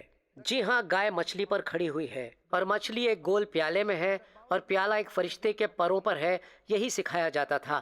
یہ ایک قدیمی اسلامی نقشہ ہے، نہ کہ قدیمی قاف کا نقشہ۔ اب جو آندھی طوفان ہے وہ کافروں کے لیے ایک سزا ہے، ان پر قرآن کی آیتیں بھی ہیں۔ سینہ اونچائی پر چڑھنے سے اینٹنے لگتا ہے۔ مجھے نہیں پتا تھا کہ میں اب کیا کہوں، میری زبان بند ہے، مگر یہ لوگ کہتے ہیں کہ یہ ایک معجزہ ہے۔ یہ کہہ کر جب کوئی خلائی جہاز میں سفر کرتا ہے تب اس کا دل اینٹنے لگتا ہے۔ یہ ایک سچ ہے۔ تو وہ کہتے ہیں کہ اس آیت میں خلائی سفر کی بات کی گئی ہے۔ قسم سے میں مذاق نہیں کر رہا ہوں۔ یہ لوگ کہتے ہیں یہ خلائی سفر کی بات ہے۔ کیا کہیں پر ایسی کوئی بات کی گئی ہے؟ یہ بس اتنا ہی کہتا ہے اگر اللہ کسی کو بچانا نہیں چاہتا وہ اس کا دل بند کر دیتا ہے، اور اگر اللہ کسی کو بچانا چاہتا ہے وہ اس کے دل کو کھولتا ہے۔ اگر اللہ کسی کو بچانا نہیں چاہتا تب اس کا دل بند کر دیتا ہے۔ اور یہ لوگ کہتے ہیں یہ بات خلائی سفر کی ہے۔ دراصل یہ خلائی سفر کی بات ہے کیونکہ اس میں دل اور سینہ اینٹنے لگتے ہیں۔ تب بھی خیر، ہم اس انتہا کی بات پر چلیں گے جو اس سوال کو ہمیشہ کے لیے طے کر دے گا، کیا سرزمین گول ہے یا سپاٹ؟ سورج کہاں غروب ہوتا ہے؟ کچھ پتا ہے آپ کو؟ کسی نے اسے پڑھا ہے؟ تو ہم دیکھتے ہیں قرآن سورہ 18 اور آیت 86۔ یہاں تک کہ جب سورج کے ڈوب جانے کی جگہ پہنچا تو اسے ایسا پایا کہ کیچڑ کی ندی میں ڈوب رہا ہے، اور اس ندی کے پاس ایک قوم دیکھی۔ اس کو سورج مٹیالے پانی میں غروب ہوتے ہوئے دکھائی دیا۔ اس تصویری پیشکش کو مت بھلائیے جہاں سورج ایک تصویر کی طرح اس گنبد پر ہے اور جو پانی میں جا کر غروب ہوتا ہے۔ تو ایک شخص نے یہ کہا، نام کیا تھا اس کا؟ ذوالقرنین۔ بقول ان کے یہ سکندر ہیں۔ وہ کہتے ہیں یہ مٹیالے پانی میں ڈوبتا ہے اور اس کے ارد گرد لوگ رہتے ہیں۔ تو یہ بات مجازی بھی نہیں ہے۔ اگر آپ اس سے پہلی والی آیتیں پڑھیں گے تو بات اور صاف ہو جائے گی، مگر میں ذاکر کو چھوڑ دیتا ہوں۔ ذاکر کے 3 نظریے ہیں، میں ان سے متفق ہوں۔ شاید یہ آیت ایسا نہیں کہتی ہے، اس کا مطلب ہوا نظر آیا۔ ہم سمندر کو دیکھتے ہیں، سورج اس میں غوطہ لگاتا ہے تو لگتا ہے وہ سمندر میں غروب ہو گیا۔ کیا سورج سمندر میں غروب ہوتا ہے؟ نہیں، لگتا ہے جیسے وہ سمندر میں غروب ہو رہا ہے۔ ٹھیک ہے، میں ان کی مان لیتا ہوں، یہ مثالی ہے۔ اب بات کرتا ہے غروب ہونے کے وقت کی، تو ذوالقرنین اس وقت وہاں پہنچا جب سورج غروب ہو رہا تھا۔ چلو، میں فراق دل ہوں، بڑی فراق دلی کرتا ہوں، میں ان کی مان لیتا ہوں۔ ان سے پہلے کی 2 آیتیں کیا کہتی ہیں ذرا وہ دیکھتے ہیں۔ قرآن 18، 84 اور 85۔ اور تم سے ذوالقرنین کے بارے میں پوچھتے ہیں، کہہ دو کہ میں اس کا کسی قدر حال پڑھ کر سناتا ہوں۔ ہم نے اس کو زمین میں بڑی دسترس دی تھی اور ہر طرح کا سامان عطا کیا تھا۔ بات بالکل صاف ہے، مگر ذاکر کہیں گے نہیں، مثالی ہے، کوئی بات نہیں، میں ان کی مان لیتا ہوں۔ میں ذاکر کی غلطی بتانے والا کون ہوں؟ میں ہوں کیا؟ مجھے اسلامی لکھائیوں کی طرف جانا ہوگا، ہے کہ نہیں؟ تو ایسا کرتے ہیں، ہم نے محمد کو ذاکر کی غلطی بتاتے دیکھا۔ محمد نے ایسا نہیں کہا، نبی نے ایسا کبھی نہیں کہا۔ ہم نے حدیث میں دیکھا کہ سورج اپنی آرام گاہ میں پھسلتا ہوا جاتا ہے۔ انہوں نے جواب دیا، مقرر کی گئی آرام گاہ جو اللہ کے تخت کے نیچے ہے، تو کہا جاتا ہے اللہ کے تخت کے نیچے، تو یہ پانی میں غروب ہوتا ہے اور اللہ کے تخت کے نیچے جاتا ہے۔ بعد میں ہم دیکھیں گے کہ یہ اللہ کے تخت کے نیچے سجدہ کرتا ہے اور ہر روز اللہ کی اجازت چاہتا ہے۔ اگر اللہ کہتا ہے مت نکل، تب وہ مشرق سے نہ تو مغرب سے نکلے گا۔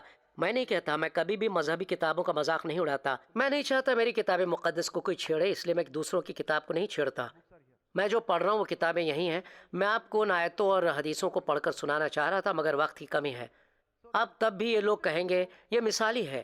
آئیے سب سے بنیادی حدیث کو دیکھیں. سنہ ابو داؤد 3991. ابو دھار اللہ کے رسول کے صحابی کے حوالے سے، ایک اللہ کے رسول کے پیچھے بیٹھا تھا. جب آپ ایک گدھے کی سواری کر رہے تھے تو ہم دیکھتے ہیں گدھا ہے اور نبی محمد اس پر سوار ہیں اور ابو دھار ان کے پیچھے بیٹھے ہیں. تب سورج غروب ہو رہا تھا. تب ابو دھار نے سوال کیا کہ آپ جانتے ہیں یہ کہاں غروب ہوتا ہے؟ کس نے سوال کیا؟ صحابی نے رسول سے پوچھا. ایک شاگرد اپنے استاد سے بات کر رہا ہے، وہ اسے کچھ سکھانا چاہتا ہے. تب شاگرد پوچھتا ہے کہ آپ کو پتا ہے یہ کہاں غروب ہوتا ہے؟ ابو دھار آگے کہتے ہیں اللہ اور اس کا نبی بہتر جانتا ہے. ان کی حلیمی کو دیکھیے. آپ نبی ہو، آپ مجھے بتائیں. تب محمد صاف بات کرتے ہیں، فرماتے ہیں یہ گرم پانی کے چشمے میں غروب ہوتا ہے. اب جب یہ وقت مغرب ہے، یہاں یوں نہیں کہا گیا کہ یوں لگتا ہے جیسے یہ مٹیلے پانی کے چشمے میں جا رہا ہے. یہ کوئی مثالی بات نہیں ہے، یہ مٹیلے پانی کے چشمے میں غروب ہوتا ہے. میرے پاس یہاں سنن داؤد ہے، اگر کوئی پروگرام کے بعد دیکھنا چاہے تو. خیر آگے بڑھتے ہیں. ہمارے پاس سنن ابو داؤد ہے اور یہ حدیث نمبر 3991 ہے. اب ذرا دیکھتے ہیں ذاکر کیا فرماتے ہیں. مجھے کوئی اعتراض نہیں اگر کوئی شخص عالم دینوں اور ان کے خیالوں سے راضی ہے، جب تک کہ یہ قرآن اور صحیح حدیثوں سے متفق ہوں. پھر چاہے وہ زمانے بھر کا ایک بڑا عالم دین کیوں نہ ہو، اگر وہ قرآن اور صحیح حدیثوں سے اتفاق نہیں رکھتا، آپ کو اس پر چلنے کی ضرورت نہیں. یہ فرماتے ہیں جہاں بھر کا کوئی بھی عالم اگر قرآن یا حدیث کی سمجھ کے برخلاف بولتا ہے تب اس کی مت سنو، مگر میں یہاں قرآن اور حدیث کے حوالے سے ہی بات کر رہا ہوں. جیسا کہ ذاکر فرماتے ہیں تو یہ بالکل شیخ چلی کی باتوں کو یاد دلاتا ہے، جیسے وہ پیڑ کی شاخ پر بیٹھ کر اسے کاٹ دیتا ہے. خیر آگے چلتے ہیں، ذرا اس کا نتیجہ کیا ہے دیکھیں. وہ بس وہی دوہرا رہے تو جو اس دور میں صحیح مانا جاتا تھا. ذاکر نے اسے سلسلے بیان سے ہٹایا اور وہ قطعی غلط تھے. کیا وہ قرآن کو غور سے نہیں سمجھتے؟ اگر یہ اللہ کے سوا کسی اور طرف سے ہوتا تو اس میں کئی قسم کے تضادات ہوتے، اس میں ایک بھی نہیں ہے.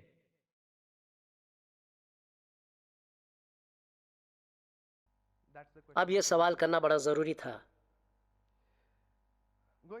آگے ہے علم سمندری. قرآن کہتا ہے سورہ رحمان سورہ نمبر 55 آیت نمبر 19-20 مرج البحرین یلتقیان بینہما برزخ لا یبغیان. یہ اللہ ہی ہے جس نے پانی کے دو دھارے آزاد چھوڑ رکھے ہیں، وہ آپس میں ملتے ہیں مگر گھلتے نہیں. ان کے درمیان ایک حد فاصل ہے جسے عبور کرنے کی اجازت نہیں. دو سمندروں کے بیچ ایک دیوار سی ہے، ظاہر ہے اسے پار نہیں کیا جا سکتا. میرے خیال میں محمد اسی پر بات کر رہے تھے. جب نمکین اور میٹھا پانی ملتے ہیں تب ایک دیوار سی دکھائی پڑتی ہوگی. جی ہاں، مگر پانی گھل مل جاتے ہیں. جی ہاں گھل مل جاتے ہیں. وہ فوراً تو نہیں ملتے مگر گھل مل ضرور جاتے ہیں. اگر آپ دو طرح کے پانی ساتھ میں رکھیں گے، صاف پانی کی بکٹ میں آپ کیچڑ کا پانی انڈیلیں گے تو کچھ دیر تک وہ الگ لگیں گے، مگر کیا وہ ہمیشہ الگ رہیں گے؟ وہ گھل مل جائیں گے. زیادہ گاڑھا پانی ہلکے گڑھے پانی سے گھل مل جاتا ہے، تب کوئی دیوار یا رکاوٹ نہیں رہتی. مگر جب میں حدیثوں اور تفسیروں کو دیکھتا ہوں تو وہ شاید محمد ایک سوکھی زمین کے ٹکڑے کی بات کر رہے تھے جو دو سمندروں کے درمیان تھی اور ان دو پانیوں کو ملنے سے روکتی تھی. اور یہاں ذاکر نے اسے سائنس کا نمونہ بنا ڈالا ہے. شاید محمد اس کی بات کر رہے تھے جو انہوں نے دیکھا ہوگا، جسے ذاکر نے پھر سے سلسلے بیان سے ہٹایا. اور یہاں قرآن اتنا ہی کہہ سکتا تھا. جب دو چیزیں ملتی ہیں تب ان کے بیچ علیحدگی سی نظر آتی ہے جو ہوتی نہیں ہے. یہ بس علیحدگی سی دکھائی دیتی ہے.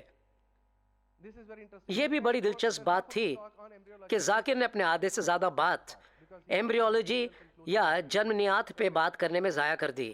قرآن کہتا ہے سورۃ المومنون سورہ نمبر 23 آیت نمبر 13 اور سورۃ الحج سورہ نمبر 22 آیت نمبر 5 میں، اور اس کے علاوہ 11 جگہوں پر قرآن میں کہا گیا ہے کہ تمام انسان بنے ہیں نطفے سے، مایا کی تھوڑی سی مقدار سے. جیسے ایک پیالے میں قطرے جیسی مقدار نطفہ عربی میں تھوڑی سی مقدار کو کہتے ہیں. آج ہمیں پتا چلتا ہے کہ ایک قطرہ مادہ منویہ میں تقریباً کئی ملین نطفے پائے جاتے ہیں. صرف ایک چاہیے ہوتا ہے بیضے کو برابر کرنے کے لیے، جسے قرآن نے کہا ہے نطفہ. قرآن کہتا ہے سورۃ السجدہ سورۃ 32 آیت نمبر 8 میں ہم نے بنی نوع انسان کو سلالہ سے بنایا ہے، جس کا مطلب ہے کل کا بہترین جز. صرف ایک نطفہ برابر کرتا ہے بیضے کو تقریباً کئی ملین نطفوں سے، جسے قرآن السلالہ کہتا ہے کل کا بہترین جز. قرآن کہتا ہے سورۃ الانسان میں سورہ 76 آیت نمبر 2 ہم نے بنی نوع انسان کو بنایا نطفۃ امشاج سے، مخلوط مایا کی ایک بہت ہی قلیل مقدار. اس کا مطلب ہے نطفہ اور اسی طرح بیضہ دونوں ہی چاہیے ہوتے ہیں برابری کے لیے. कुरान करीम ने तो जनैन के मुख्तलिफ मराहिल को निहायत उम्दगी से बयान किया है। उन्होंने सब कुछ गलत पेश किया है, मगर इस बार मैं उनसे मुत्तफिक हूँ और कुरान भी उनसे मुत्तफिक है। कुरान में पैदा होने से पहले हमल पेट में कैसे बढ़ता है, वो सिर्फ बता रहे थे कुरान में बताया गया है कि हमल कैसे बढ़ता है। पहले मनी होता है, फिर गहरा कतरा, गोश्त का लोथड़ा, फिर हड्डियाँ और उसके बाद हड्डियों पर पट्टे आते हैं। अगर यहाँ कोई डॉक्टर है तो क्या आपको यहाँ कुछ गड़बड़ नजर आती है? पहले हड्डी बाद में गोश्त, ये ऐसे नहीं होता है ना? पहले हड्डी बाद में गोश्त, ऐसा नहीं होता है ना? कुर्री और गोश्त साथ आते हैं, कुर्री सख्त हो जाती है, ये अलग कहानी है। उनकी बात मान लेते हैं, खैर ऐसा लगता है। यहाँ हम बहस खत्म करते हैं। सिर्फ एक लाइन में जवाब देना ही बेहतर होगा। उन तमाम एतराजात का जो डॉक्टर विलियम कैम्बल ने किए हैं वो है ये मराहिल जो कि कुरान में है, इसमें सिर्फ और सिर्फ जनैन के मराहिल जाहिरी बुनियाद पर दिखाए गए हैं, यानी कि पहले अलका की जाहिरी सूरत, एक जोंकनुमा चीज, फिर इसी तरह जमे हुए खून का लोथड़ा। और डॉक्टर विलियम कैम्बल ने कहा, कुछ खवातीन आकर कहती हैं लोथड़ा निकाल दीजिए, ये वाकई लोथड़े जैसा नजर आता है। और मराहिल की बुनियाद नजर आने वाली सूरत पर ये है, इंसान एक ऐसी चीज से बना है जो कि लोथड़े की सूरत है, जो कि जोंक की सूरत है, और ये इसी तरह चिमटे वाली चीज जैसी है। कुरान में जिक्र है हमने अलका से मुद्गा बनाया जो गाली किए हुए गोश्त जैसा। प्रोफेसर कीथ मोर ने प्लास्टिक का एक टुकड़ा लिया और उसे दांतों में चबाकर मुद्गा जैसा दिखाई देने वाला बनाया। दांतों के निशानात अज़ा जैसे ही दिखाई देते हैं। डॉक्टर विलियम कैम्बल ने कहा, जब अलका मुद्गा बन जाता है, चिपकने की सलाहियत तब भी होती है, ये आधे महीने से भी ज्यादा तक रहती है, तो कुरान गलत है। मैंने आपको शुरू में बताया कुरान जाहिरी सूरत बयान कर रहा है, जोंकनुमा जाहिरी सूरत, लोथड़े जैसी जाहिरी सूरत, ये चबाए हुए गोश्त की सूरत बदल जाती है, ये आखिरी दम तक चिपकी रहती है, इसमें तजाद नहीं। मरहलों की तकसीम जाहिरी सूरत के हवाले से है, काम के हवाले से नहीं। क्या उन्होंने अपने आप से ही तजाद कर लिया है? सबसे पहले हम 6ठी सदी ईस्वी के अरब की बात कर रहे हैं। गर्मी, धूल, हिफ्जानी सेहत नहीं थी, औरतें हामला हो रही थीं, तो क्या इसकात यानी हमल नहीं गिरते थे? जी ये सब देखते थे। तो क्या मोहम्मद जो ज़माने के लोगों के नबी थे ये नहीं देखते थे कि वो गिरने वाले हमल की शक्ल कैसी हुआ करती थी? जी हाँ, बिल्कुल ऐसा ही था। ये जैसे नज़र आते थे उसकी बिना पर ही ये सब था। नबी मोहम्मद ने देखा कि उनकी शक्लें कैसी हुआ करती थी और उस पर जाकिर ने कह दिया कि ये साइंस है। अगर चाहते तो मोहम्मद इसे कदम ब कदम साइंस की रूह से समझा सकते थे। अब ये सब जाकिर के अपने लफ्ज हैं। दिखाई देना, दिखाई देना वो है जो आप देख सकते हैं। उन दिनों रोम के ज़माने में सिजेरियन सेक्शन था। आपने सीजर या कैसर रोम के बादशाह के खिताब तो सुने होंगे। तो जानने की गरज से रोम के लोग हामला औरतों के पेट चीर कर देखा करते थे कि बच्चा कैसा दिखाई देता है। क्लियोपेट्रा कुत्तों के पेट चीर फाड़ कर देखती थी कि पिल्ले कैसे दिखाई देते हैं। यहाँ से लफ्ज़ सिजेरियन आता है। तो अब आप उस सच्चाई को जान गए कि ये क्या है। सबको ये पता है, तो इसमें साइंस कहाँ से आ गई? यही तो जाकिर ने कहा। और मेरा उनसे सवाल है, अगर ये दिखाई देने पर है तो इसमें साइंस आई कहाँ से? ये एक हकीकी बात है जिसका आपने गलत मतलब निकाला। क्या मैं ये कह सकता हूँ? बहुत खूब। तो मुझे पेट में पलते हुए हमल की एक और झलक आपको दिखानी है। बिल्कुल ठीक तौर पर हमल ऐसा होता है। कुरान 86:5-7। तो इंसान को देखना चाहिए कि वो काहे से पैदा हुआ है। उछलते हुए पानी से पैदा हुआ है जो पीठ और सीने के बीच में से निकलता है। मनी चड्ढे और पसलियों के बीच में बनती है। तो दर हकीकत मनी यहाँ से यहाँ तक है और यहाँ से आती है। यहाँ एक डॉक्टर है और सब लोग जानते हैं ये वहाँ से नहीं आती है। बस आगे नहीं बढ़ूंगा।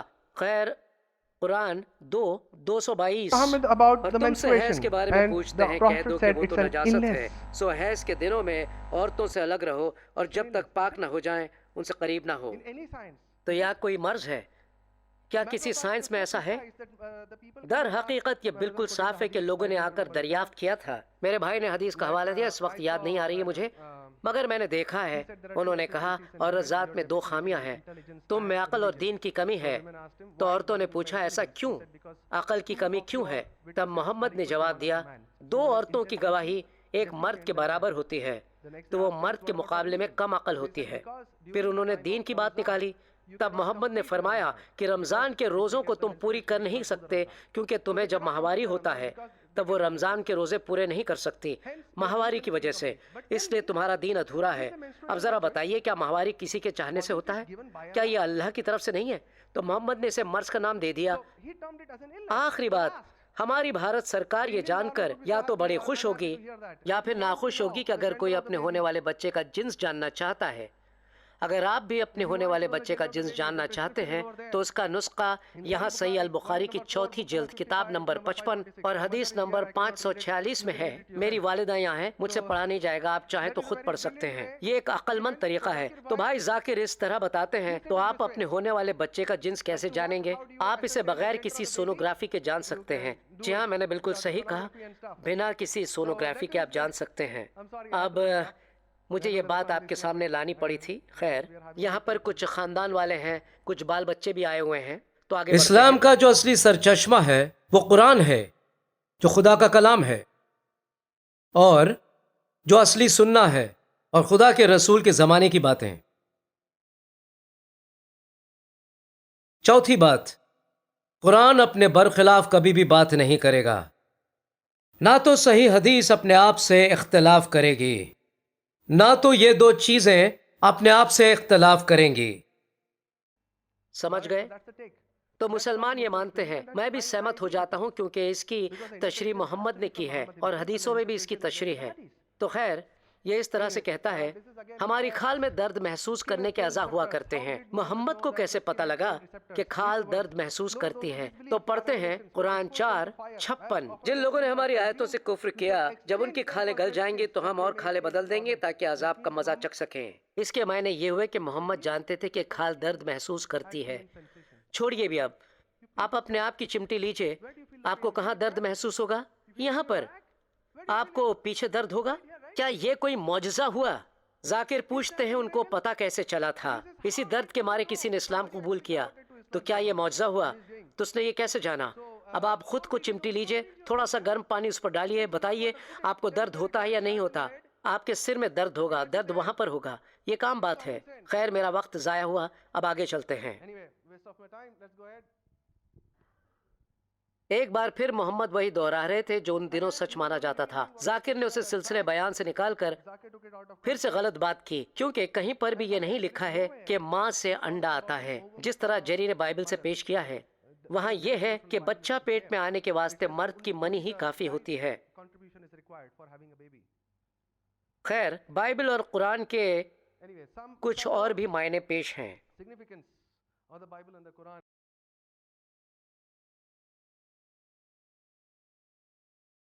بائبل کا خطاب صرف اولاد اسرائیل سے تھا اس دور میں، اس وقت، جو کہ متی کی انجیل میں لکھا گیا ہے، باب نمبر 10 آیت نمبر 5 اور 6۔ حضرت عیسیٰ علیہ السلام نے اپنے پیروکاروں سے فرمایا، جاؤ مگر سامریوں کی طرف نہ جانا۔ وہ سامری کون تھے؟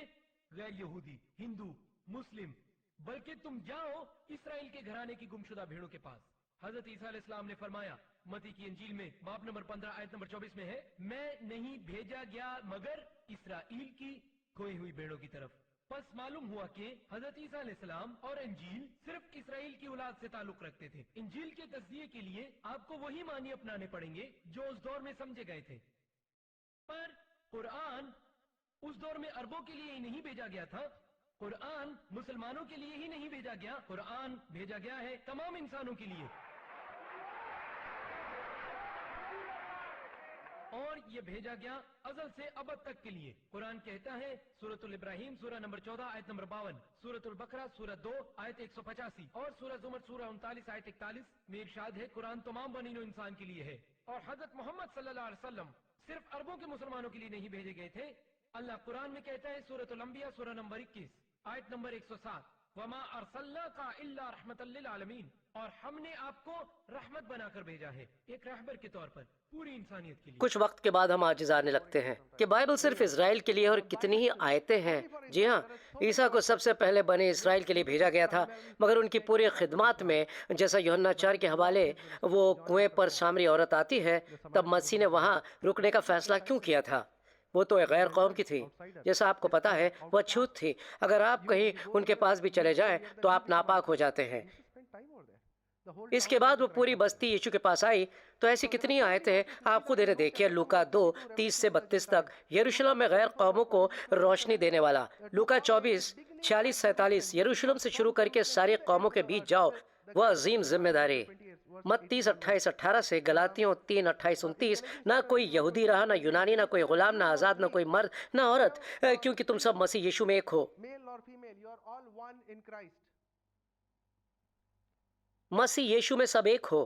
اعمال 1:8، زمین کی انتہا تک میرے گواہ بنو گے.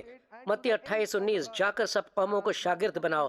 یوحنا 8:12، میں جہاں کا نور ہوں، صرف یہودیوں کا ہی نہیں. کتنے سارے محاورے ہیں کہ میں دیر تک یہ بتا سکتا ہوں، مگر یہاں رکوں گا. بائبل صرف اسرائیل کے لیے ہے. تو قرآن کیا فرماتا ہے؟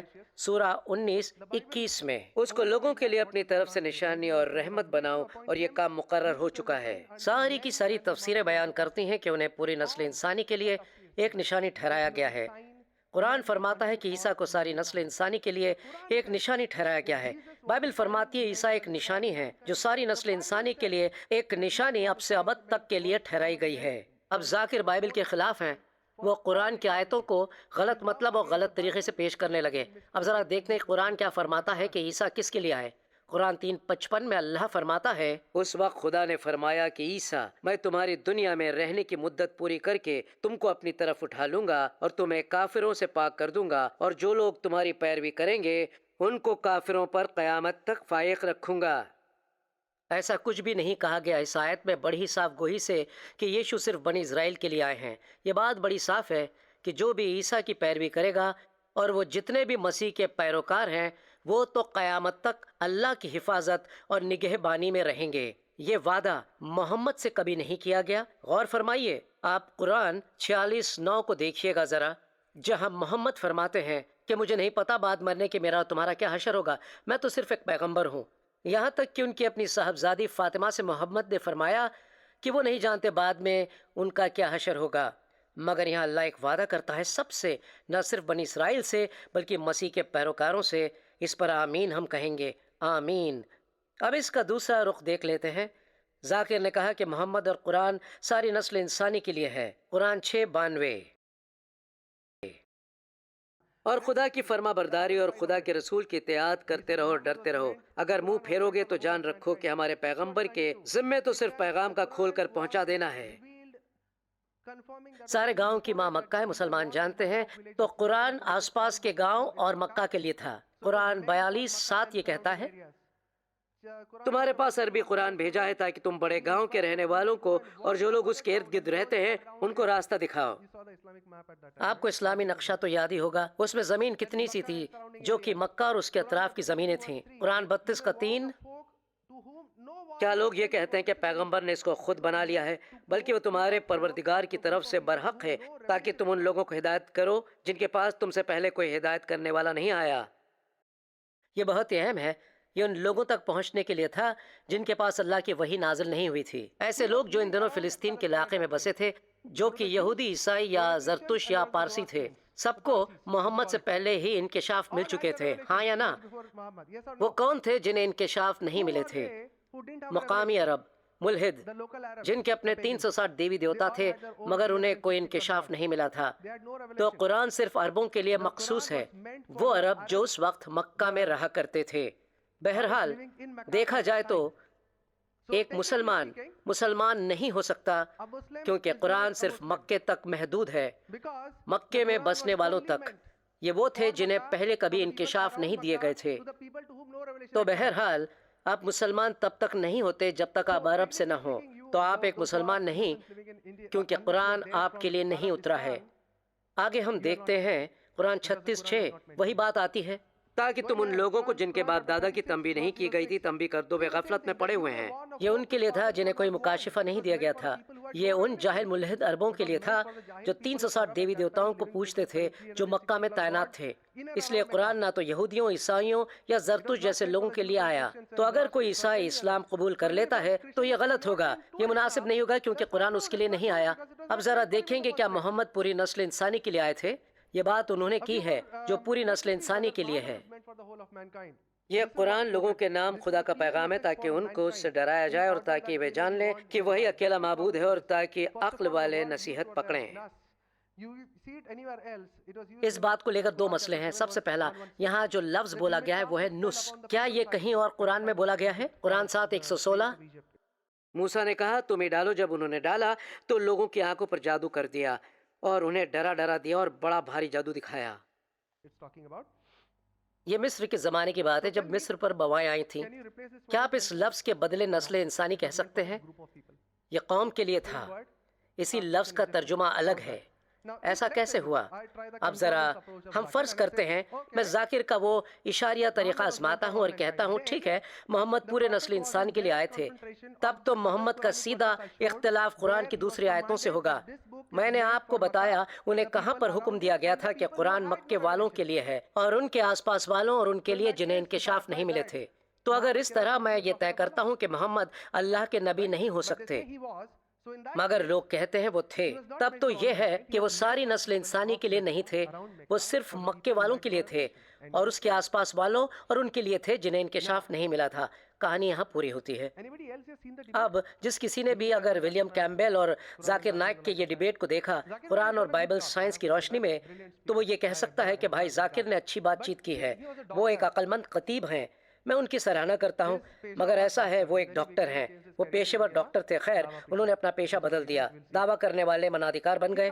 جو بھی وجہ ہو ہم دیکھیں گے انہوں نے ان دائروں میں دخل دیا جن پر ان کی مہارت نہیں تھی۔ ایک اور دائرہ ہے جو انہوں نے نہیں چھوا، کیا آپ بتا سکتے ہیں وہ کیا ہے؟ کچھ تو کہیے۔ جی میڈیکل سائنس، دیکھتے ہیں ایسا کیوں۔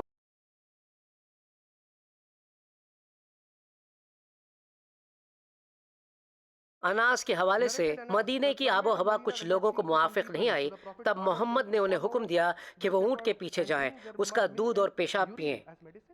کیا کوئی ڈاکٹر کہے گا پیشاب ایک دوا ہے؟ شاید ایسا بھی ہو۔ جب سرزمین عرب کا تیل ختم ہو جائے گا تب عرب ایک نیا کاروبار شروع کریں گے جہاں وہ اونٹ کا پیشاب بطور دوا کے بیچیں گے، تو کافی اچھا کاروبار ہو سکتا ہے۔ ساتھ میں انہوں نے صحیح بخاری کا حوالہ بھی دیا۔ یہ کوئی ضعیف حدیث نہیں ہے، یہ ایک صحیح حدیث مانی جاتی ہے جنہیں عالم دین صحیح مانتے ہیں۔ بات آتی ہے اود کی یا اڈھل، جو کسی قسم کا بھارت میں پایا جانے والا خوشبودار لوبان ہوتا ہے۔ جب آپ سگنل پر رکتے ہیں تب کچھ فقیر اسے جلا کر لاتے ہیں۔ تو حدیث میں ہے کہ یہ 7 طرح کے مرض ٹھیک کر سکتا ہے، جس میں پلورسی بھی ہے۔ میں ذاکر سے پوچھتا ہوں کیا یہی لوبان جلا کر وہ اپنے مریضوں کا علاج کرتے تھے؟ اور اسی لیے انہوں نے اپنا پیشہ بدل دیا۔ مجھے نہیں پتا کیوں۔ اگلی چیز، کسی چیز کی محبت آپ کو اندھا اور بہرا بنا دیتی ہے، روحانی اندھا پن نہیں۔ وہ کہہ رہے ہیں اندھا پن اور بہرا پن، تو اگر کوئی شخص اندھا اور گونگا ہے آپ جان گئے کیوں ہے؟ آگے تو اور بھی بہتر باتیں ہوتی ہیں۔ حوالہ تھا اگر تمہاری دوا میں شفا نہیں ہے تو خون بہانا پڑے گا، شہد پینا ہوگا یا گرم سیخ سے داغنا پڑے گا۔ جیسی بیماری ہو اس طرح سے داغنا ہوگا، مگر مجھے آگ سے داغنا پسند نہیں ہے۔ تو یہ فرماتے ہیں کہ زیادہ تر بیماریوں کے 3 علاج ہیں۔ ایک ہے خون بہانا، یہ کسی دہاڑی کو کاٹ کر خون بہایا جاتا ہے، جو ایک بہت ہی پرانا علاج ہے۔ جب وہ سمجھتے تھے کہ مرض دہاڑی میں ہے تو وہ خون کو بہا دیتے تھے، اس خیال سے کہ خون کے ساتھ ساتھ مرض بھی بہہ جائے گا۔ تو محمد فرما رہے ہیں کہ بیماری سے آزاد ہونے کا علاج خون بہانا ہوتا ہے۔ شہد پینا، کچھ حد تک میں اس سے سہمت ہوں، آیوروید میں ایسا ہے، مگر آگ سے داغنا، خون بہا دینا، یہ ایک پرانی سائنس ہے۔ یورپ کا ایک بادشاہ زیادہ خون بہہ جانے سے مر گیا تھا۔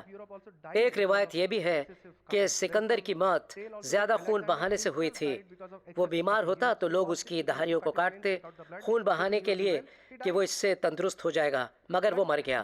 مگر محمد فرماتے ہیں بس 3 علاج ہیں، مگر ساتھ ہی فرماتے ہیں آگ سے مجھے مت داغنا، کیونکہ مجھے آگ سے جلنا پسند نہیں، بھلے ایسا دوسروں کے ساتھ کرو۔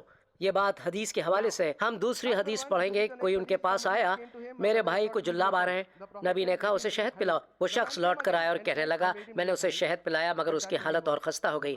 نبی نے جواب دیا اللہ سچ فرماتا ہے تمہارے بھائی کے معدے نے جھوٹ بولا ہے۔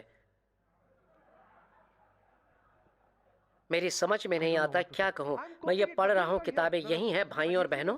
آپ یہ پیلی پرچیاں دیکھ رہے ہیں، میں نے آپ کے سامنے انہیں پڑھنے کا فیصلہ کیا تھا کیونکہ آپ کو یقین نہیں آئے گا کوئی ایسے بھی لکھ سکتا ہے، مگر یہ لفظ یہاں ہیں، یہ ہماری یوٹیوب کی ویب سائٹ پر ڈالے جائیں گے، آپ انہیں خود دیکھ سکتے ہو۔ اس پیشکش کے ساتھ ساتھ پھر ایک بار جیسا کہ میرے بھائی نے کہا سب کچھ مفت ہے، کچھ بھی قیمت نہیں دینی ہے۔ صحیح بخاری میں اگلی بات جو محمد نے کی ہے، جب بھی کھانا کھاؤ تب تم اپنے ہاتھ چاٹ لو یا کسی دوسرے سے چٹوا لو۔ میں ذاکر سے محبت رکھتا ہوں لیکن معاف کرنا ان کے ساتھ کھانا کبھی نہیں کھاؤں گا۔ تو بھائی ذاکر کا دوا علاج میری سمجھ سے باہر ہے۔ ٹھیک ہے، اچھا لگا، اب آگے چلتے ہیں۔ صحیح مسلم کتاب 28 حدیث نمبر 5612، شطرنج کھیلنے والا شخص اس کی طرح ہے جس نے اپنے ہاتھ خنجیر کے گوشت اور خون سے رنگ لیے ہیں۔ میں جناب ذاکر سے یہ دریافت کرنا چاہوں گا کہ اس میں کس حد تک صحیح سائنس شامل کی گئی ہے۔ بھائیوں اور بہنوں، یہ جانا جاتا ہے کہ شطرنج کا کھیل انسانوں کے دماغ کو تیز اور روشن کرنے میں مدد دیتا ہے، اور یہاں محمد فرماتے ہیں کہ یہ حرام ہے، گویا کہ خنجیر کا گوشت یا خون چھو لینا جیسے۔ کیا یہ ایسی بچھڑی ہوئی سوچ کا نتیجہ ہے جو مسلمان بھائیوں میں اتنے زیادہ ان پڑھ اور جاہل پائے جاتے ہیں؟ میں نہیں جانتا، شاید ذاکر بہتر جانتے ہوں گے، وہی یہ بتا سکتے ہیں۔ اگلے حدیث میں ہم دیکھیں گے کہ محمد فرماتے ہیں کہ تم اللہ سے ننگے پیر ملو گے، پیدل چل کر اور بغیر ختنہ ہوئے۔ اب اسے لے کر غلط فہمی میں نہ پڑیے گا، یہ بات پولس نے ختنہ نہ کرنے والوں پر کہی ہے۔ یہاں اس میں کوئی روحانیت کی بات نہیں ہے، یہ جسمانی بات ہے۔ تو کیا ہونے والا ہے؟ کھال کا ٹکڑا کیا پھر سے جڑ جائے گا؟ یہ کیسے ہوگا اور اس کا نتیجہ کیا نکلے گا؟ ممکن ہے کہ اپنی اگلی پیشکش ذاکر ان کی اپنی سائنس کے تعلق سے سمجھائیں گے۔ اگلی بات آپ دیکھیں گے اس چمکتی ہوئی مثال میں جو ایک صحیح حدیث ہے، لکھا ہے محمد کے حوالے سے، اگر کوئی مکھی تمہارے پانی یا شربت میں گر پڑے تو اسے لے کر اسی میں ڈبانا، کیونکہ اس کے ایک پر میں ایک بیماری ہے اور دوسرے پر میں اس کا علاج۔ بہت خوب، بہت خوب۔ ذاکر بھائی ایک ڈاکٹر تھے، پیشے ور ڈاکٹر۔ میں امید رکھتا ہوں وہ اس بات سے واقف ہوں گے کہ عالم بھر میں بیماریوں کی وجہ ہے مکھیاں۔ وہ ساری غلاظت پر بیٹھتی ہیں اور آ کر آپ کے کھانے پینے کی چیزوں کو چھوتی ہیں، اور اس طرح بیماری لگتی ہے، بیماریاں پھیلتی ہیں۔ تو اس معاملے میں کچھ مسائل نظر آتے ہیں۔ اب نہ صرف مکھی کے پروں میں بلکہ اس کے پیروں پر جو روئے ہیں ان پر بھی جراثیم ہوتے ہیں، اس کے منہ پہ اور اس کے محاسوں پر بھی جراثیم ہوتے ہیں۔ یہ ایک بات ہے۔ دوسری یہ کہ ذاکر کا جواب ہو سکتا تھا، ٹھیک ہے یہ تو ہے، اسی میں علاج بھی ہے۔ کچھ معلومات کی گئی تھیں اور کسی ریسرچ رسالے نے شائع کیا تھا کہ مکھیاں بیماریاں پھیلاتی ہیں۔ اور ہاں، ذاکر نے بخوبی یہ نہیں فرمایا کہ یہ علاج مکھی کے لیے ہے، یہ انسان کے لیے نہیں ہے۔ ایسی بات ہے کہ مکھی ہر 5 منٹ میں حاجت کیا کرتی ہے، جہاں پر بھی وہ بیٹھ جاتی ہے، تو یہ اس کے کھانے اور حاجت کرنے کا فعل لگاتار جاری رہتا ہے۔ تو جب بھی اسے موقع ملتا ہے وہ آپ کے کھانے پینے کی چیزوں پر حاجت کر بیٹھتی ہے، اور یہ بیماری پھیلانے کی ایک اور وجہ ہے۔ اگر آپ مکھی کو کھانے پینے یا رس میں ڈباتے ہیں تب اس پر اور زور پڑتا ہے اور وہ حاجت کر بیٹھتی ہے اسی چیز میں۔ دوسری بات، جو ریسرچ کے مضمون کی بات ذاکر نے کی تھی وہ نگرانی کے ماحول میں کیا گیا تھا۔ مکھی کی گندگی کو ایتھنول میں صاف کیا گیا تھا اور اس کا علاج نکالا گیا تھا جسے مسلمانوں نے شائع کیا تھا۔ اب یہ دیکھیے، مکھی کے علاج میں بھی جی، مگر جو دوسری باتیں اس ٹیسٹ میں کی گئی تھیں انہیں نظر انداز کر دیا گیا تھا۔ اب دیکھتے ہیں کیا ذاکر نے یہ نیا علاج اپنے مریضوں پر کبھی آزمایا، یا پھر یہی وجہ تھی جو ڈاکٹر ذاکر نے اپنا پیشہ بدل ڈالا۔ ہم نہیں جانتے کیوں، شاید وہی بتا سکتے ہیں اس بات کو بہتر طور پر۔ اب ہم آگے بڑھتے ہیں، دیکھتے ہیں ابو دردہ کے حوالے سے بخاری کی 4 جلد کتاب نمبر 54 حدیث 516۔ آپ کو اپنی ناک میں پانی ڈال کر زوروں سے صاف کرنا چاہیے کیونکہ رات بھر شیطان ناک کے اوپری حصے میں رہتا ہے۔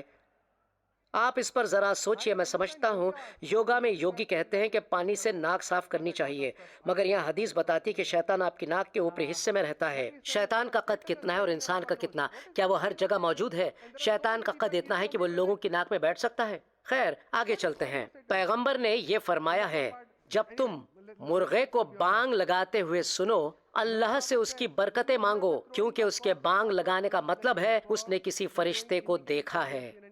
تو مرغا اس لیے بانگ نہیں لگاتا کیونکہ صبح ہو رہی ہے، بلکہ اس نے فرشتے کو دیکھا ہے۔ دوسری بات، محمد فرماتے ہیں جب تم گدھے کی آواز سنو تو خدا کی پناہ مانگو کیونکہ اس نے شیطان کو دیکھا ہے۔ کیا واقعی میں؟ خیر، ایسا ہی لکھا ہے۔ صحیح بخاری 7ویں جلد کتاب نمبر 62 حدیث نمبر 33۔ میرے بعد یہ بڑی دلچسپ ہے، نبی نے یہ فرمایا ہے، میرے بعد عورت ذات سے بڑی مصیبت مرد ذات پر میں نہیں چھوڑ رہا ہوں۔ اب میری سمجھ میں نہیں آ رہا ہے وہ آخر کہنا کیا چاہ رہے ہیں، یہ کہہ کر کہ میرے بعد عورت سے بڑی مصیبت مرد ذات پر میں نہیں چھوڑ رہا ہوں۔ گویا کہ وہ فرماتے ہیں عورت ذات سے پہلے وہ نسل انسانی کے لیے سب سے بڑی مصیبت رہے، تو وہ اپنی حدیثوں میں قبول فرماتے ہیں کہ وہ خود ہی نسل انسانی کے لیے سب سے بڑی مصیبت رہے ہیں۔ آخر میں آب حیات کی بات آتی ہے، ہر مرض کی دوا۔ ڈاکٹر ذاکر کے پاس ہر مرض کی دوا موجود ہے۔ کالا زیرہ سوا موت کے ہر مرض کی دوا ہے۔ مجھے ممبئی کے اس نیم حکیم ڈاکٹر کی یاد آ رہی ہے جو شکر گھلا پانی 15,000 روپوں میں بیچا کرتا تھا۔ اس نے کروڑوں روپے کما لیے۔ ذاکر نے اس پر غور کیوں نہیں کیا؟ پتہ نہیں کیوں، مگر ایسے کئی سعودی عرب کے رہنے والے ہیں جو اس کے لیے کافی پیسے خرچ کرنے کو تیار ہو جاتے۔ شاید چپکے سے وہ یہ کر رہے ہوں گے، مگر ان کا جب دعوے کرنے کا یہ پیشہ ختم ہو جائے گا تب وہ اچھے خاصے MBBS بننے کی کوشش کر سکتے ہیں۔ کالا زیرہ سوا موت کے ہر مرض کی دوا ہے۔ خیر، یہ وہ حدیث جس کی بات میں کر رہا تھا۔ اگلی ہے، محمد فرماتے ہیں میں نے دوزخ دیکھی اور اس میں زیادہ تر عورتیں ہیں۔ تب عورتیں اس کی وجہ دریافت کرتی ہیں۔ ان کا جواب تھا تمہاری عقل اور دین کی کمی کی وجہ سے۔ انہوں نے پوچھا عقل کیوں؟ محمد نے فرمایا تم دو کی گواہی ایک مرد کی گواہی کے برابر ہے، اس لیے تم کم عقل ہو۔ دوسری یہ کہ ماہواری ہونے کی وجہ سے تم رمضان بھر روزے نہیں رکھ سکتی، اس لیے تمہارا دین کمزور ہے۔ ایک بات یاد آئی، ذاکر بھائی خود ایک MBBS ہیں۔ دلچسپ بات ہے کہ وہ MBBS ہیں جنہوں نے تعلیم نائر اسپتال سے حاصل کی ہے۔ کیا آپ نے اس پہ غور کیا؟ منا بھائی MBBS، ذاکر بھائی MBBS۔ انہیں ایک سرکٹ کی ضرورت ضرور پڑ سکتی ہے، مگر ان کے حاضرین کی تعداد کو دیکھ کر لگتا ہے کہ سرکٹس کی ایک لائن سی لگ جائے گی۔ مجھے ہی رکھ لو، مجھے بھی ایک سرکٹ بنا لو، یہ کہیں گے وہ لوگ۔ خیر، اس وقت منا بھائی MBBS کی دھن میرے کانوں میں گونج رہی ہے۔ کچھ دلچسپ سچائیاں سنجیدگی سے پیش کرنا چاہوں گا۔ پچھلے 105 سالوں میں 140 کروڑ مسلمانوں کو بس 8 نوبل لاریٹ ملے ہیں، اور وہاں 1 کروڑ 4 لاکھ یہودیوں کو 167 نوبل لاریٹ مل چکے ہیں۔ یہ سچائی ہے، دین کو بھول جائیے۔ 140 کروڑ مسلمانوں کے بیچ سے بس 3 لاکھ سے کم سائنسدار نکلتے ہیں۔ کروڑوں کی تعداد میں سے 3 لاکھ سے کم سائنسدار۔ یہ اس نسبت سے ہے گویا کہ 10 لاکھ مسلمانوں میں سے 203 سائنٹسٹ پیدا ہوتے ہیں۔ یونائٹڈ اسٹیٹس آف امریکہ میں 11 لاکھ سائنٹسٹ ہیں، یعنی 10 لاکھ میں سے 4099 سائنٹسٹ۔ جاپان میں 7 لاکھ سائنٹسٹ ہیں، یعنی ہر 10 لاکھ میں 5095 سائنٹسٹ۔ آپ سمجھ گئے اس کا کیا نتیجہ ہے؟ یعنی ایک یہودی کا نوبل پرائز جیتنا 2088 دفعہ زیادہ ہے بنسبت ایک مسلمان کے۔ اس پر آمین کہیے، خدا کی چنی ہوئی قوم۔ میں نے ہمیشہ کہا ہے جب بھی میں سعودی جاتا ہوں اور لوگوں سے بات چیت کرتا ہوں تو وہ کہتے ہیں کہ یہودیوں کی قوم ہمیشہ کے لیے مٹا دی جائے گی، اور میں کہتا ہوں یہ ناممکن ہے۔ آپ تواریخ کو دیکھ لیجئے، جس نے بھی کوشش کی ہے وہ نیست و نابود ہو گیا۔ مصر مٹ گیا، رومن بادشاہت مٹ گئی، یونان مٹ گیا، جرمنی جو پہلے تھا اس کے مقابلے میں وہ آج کچھ نہیں رہا۔ اشور، بیبیلون اب ایک قوم کی شکل میں نہیں بچے۔ خیر، وقت کی کمی ہے تو اب ہم سب سے آخری جھوٹ کی آزمائش پر چلتے ہیں۔ اب ہم وہ آزمائش اپنائیں گے جو جناب ذاکر نے ہمارے عزیز دوست ڈاکٹر کیمبل کے ساتھ اپنائی تھی۔ پہلی آزمائش، زہر کا علاج بقول محمد کے، جو میرے بھائی جیری بتا چکے ہیں، اور جسے جناب ذاکر نائک سب سے زبردست آزمائش کہتے ہیں، جو ہے محمد کا علاج زہر، جو کہ ہیں کھجور۔ اس پر کئی حدیثیں ہیں۔ محمد نے ایک پختہ علاج بتایا ہے. آپ کھجور کھائیے، ان کی گنتی طاق عدد میں ہونی چاہیے، تب آپ پر کوئی بھی زہر اثر نہیں کرے گا. ایسا ہے کہ دونوں کی آزمائش محمد پر ہو چکی ہے. اللہ جب جھوٹ کی آزمائش کرتا ہے، یہ محمد کے جھوٹ کی آزمائش تھی. اللہ اس جھوٹ کی آزمائش پر کیا فرماتا ہے جو قرآن 69 44 سے 46 میں ہے؟ اگر یہ پیغمبر ہمارے بارے میں کوئی بات جھوٹا بنا لیتا تو ہم ان کا داہنا ہاتھ پکڑ لیتے، پھر ان کی گردن کی رگ کاٹ ڈالتے، پھر تم میں سے کوئی اس سے روکنے والا نہ ہوتا. یعنی شیران، دراصل اسے میڈیکل میں آورٹا کہتے ہیں، یہ زندگی بخش ہے جو دل تک خون لے جاتی ہے. تو اللہ کہتا ہے اگر محمد اسلام کا نبی اللہ کی طرف سے جھوٹی کہانیاں گڑھے گا تو اللہ ان کا داہنا ہاتھ پکڑ کر ان کی شیران کو کاٹ دے گا. بائبل ایک جھوٹ کی آزمائش کرتی ہے. یرمیہ 23:34. اور نبی اور کاہن اور لوگوں میں سے جو کوئی کہے خداوند کی طرف سے بار نبوت، میں اس شخص اور اس کے گھرانے کو سزا دوں گا. ٹھیک ہے، یہاں ہم محمد کو دیکھ رہے ہیں. ہم نے اللہ کی طرف سے جھوٹ کی آزمائش کو بھی دیکھا. ہم نے بائبل سے جھوٹ کی آزمائش دیکھی. اب ہم چوتھی آزمائش دیکھیں گے، ایک کافر عورت کی آزمائش جس نے کہا اگر تم نبی ہو یہ تم کو نقصان نہیں پہنچائے گا، اور اگر تم ایک بادشاہ ہو میں اپنے لوگوں کو تم سے نجات دلوا دوں گی. اب یہ سنن ابو داؤد میں درج ہے. میں نے اس پر نشان لگایا 4498. یہ قصہ کئی بار تباری اور سیرات الرسول میں لکھا گیا ہے. تو قصہ یوں ہے کہ محمد جا کر ایک مقام پر قبضہ کرتے ہیں، سارے مردوں کا قتل کر کے عورتوں کو قبضے میں لے لیتے ہیں. تب ایک یہودی عورت ان کے لیے کھانا پکاتی ہے، زہر سے بھری بکری کا گوشت. ان کا صحابی بشر زہر کو دیکھ لیتا ہے، مگر اللہ کے رسول کو کھاتا دیکھ کر سوچتا ہے زہر نہیں، اور جلدی جلدی کھا جاتا ہے. محمد چکھتے اور زہر کا اثر محسوس کرتے ہیں. یہ حدیث میں ہے، آپ پڑھ سکتے ہیں. یہ میری من گڑت کہانی نہیں ہے. محمد زہر کے اثر کو محسوس کر کے پوچھتے ہیں تو نے یہ کیوں کیا، مجھے زہر کیوں دیا؟ عورت کہتی ہے اگر تو سچا نبی ہے یہ تجھ پر اثر نہیں کرے گا. اگر پرانے عہد نامے میں دیکھو تو وہاں ہے کہ لوگوں پر زہر بے اثر ہوا، اور اب تو بس ایک بادشاہ ہے، یعنی ایک قبضہ کرنے والا، ہماری زمین کو لوٹنے والا. تو میں تجھ سے اپنے لوگوں کو نجات دلا رہی ہوں. تو کیا ہوا؟ بات اتنی چھوٹی نہیں، وہ یوں ہی نہیں مرے. محمد کی وفات ایک یہودی عورت کے ہاتھوں کھلائے گئے بکرے کے زہریلے گوشت سے ہوئی تھی. ان کے اپنے لفظوں میں ان کو لگتا تھا ان کا آیوٹا کاٹا جا رہا ہے.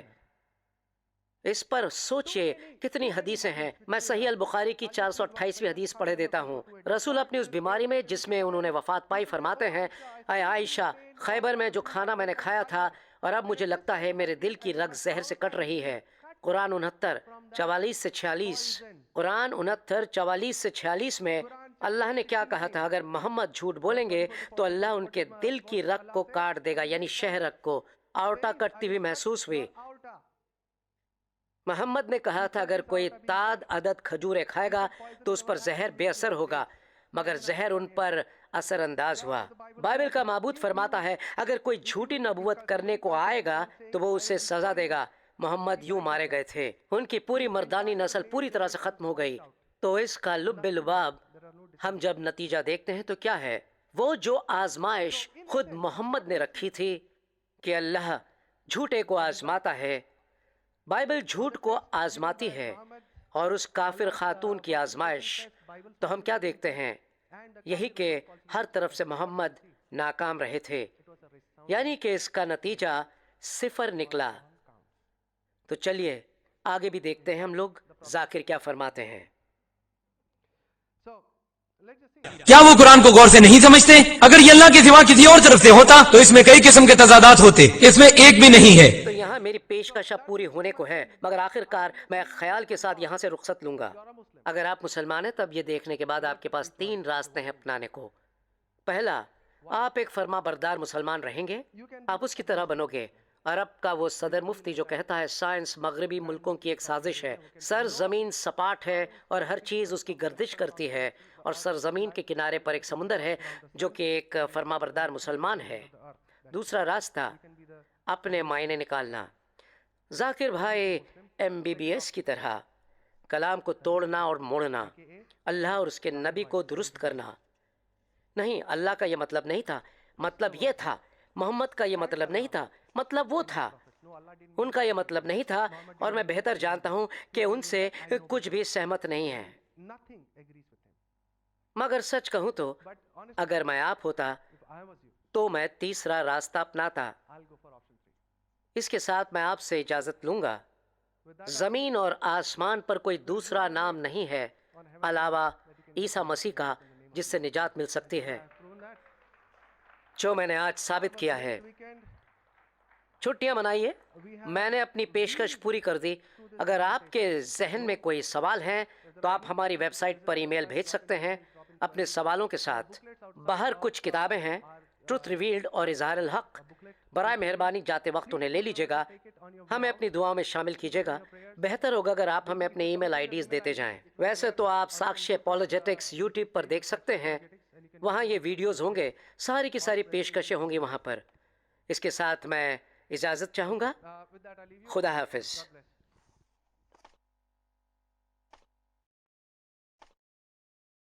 آپ کی شرکت کے لیے شکریہ۔ آپ کی حوصلہ افزائی ساکشی اپولوجیٹکس نیٹ ورک کے ساتھیوں کے واسطے پرمعنی رہی ہے۔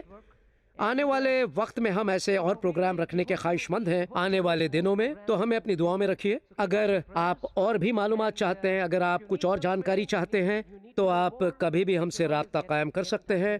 آپ کے لیے ہماری ویب سائٹ بھی تیار ہے جو ان کتابوں کے پیچھے چھپی ہوئی ہے جنہیں آپ باہر نکلتے وقت پا سکتے ہیں۔ شب بخیر اور خدا آپ کی حفاظت کرے۔ شکریہ۔ Thank you.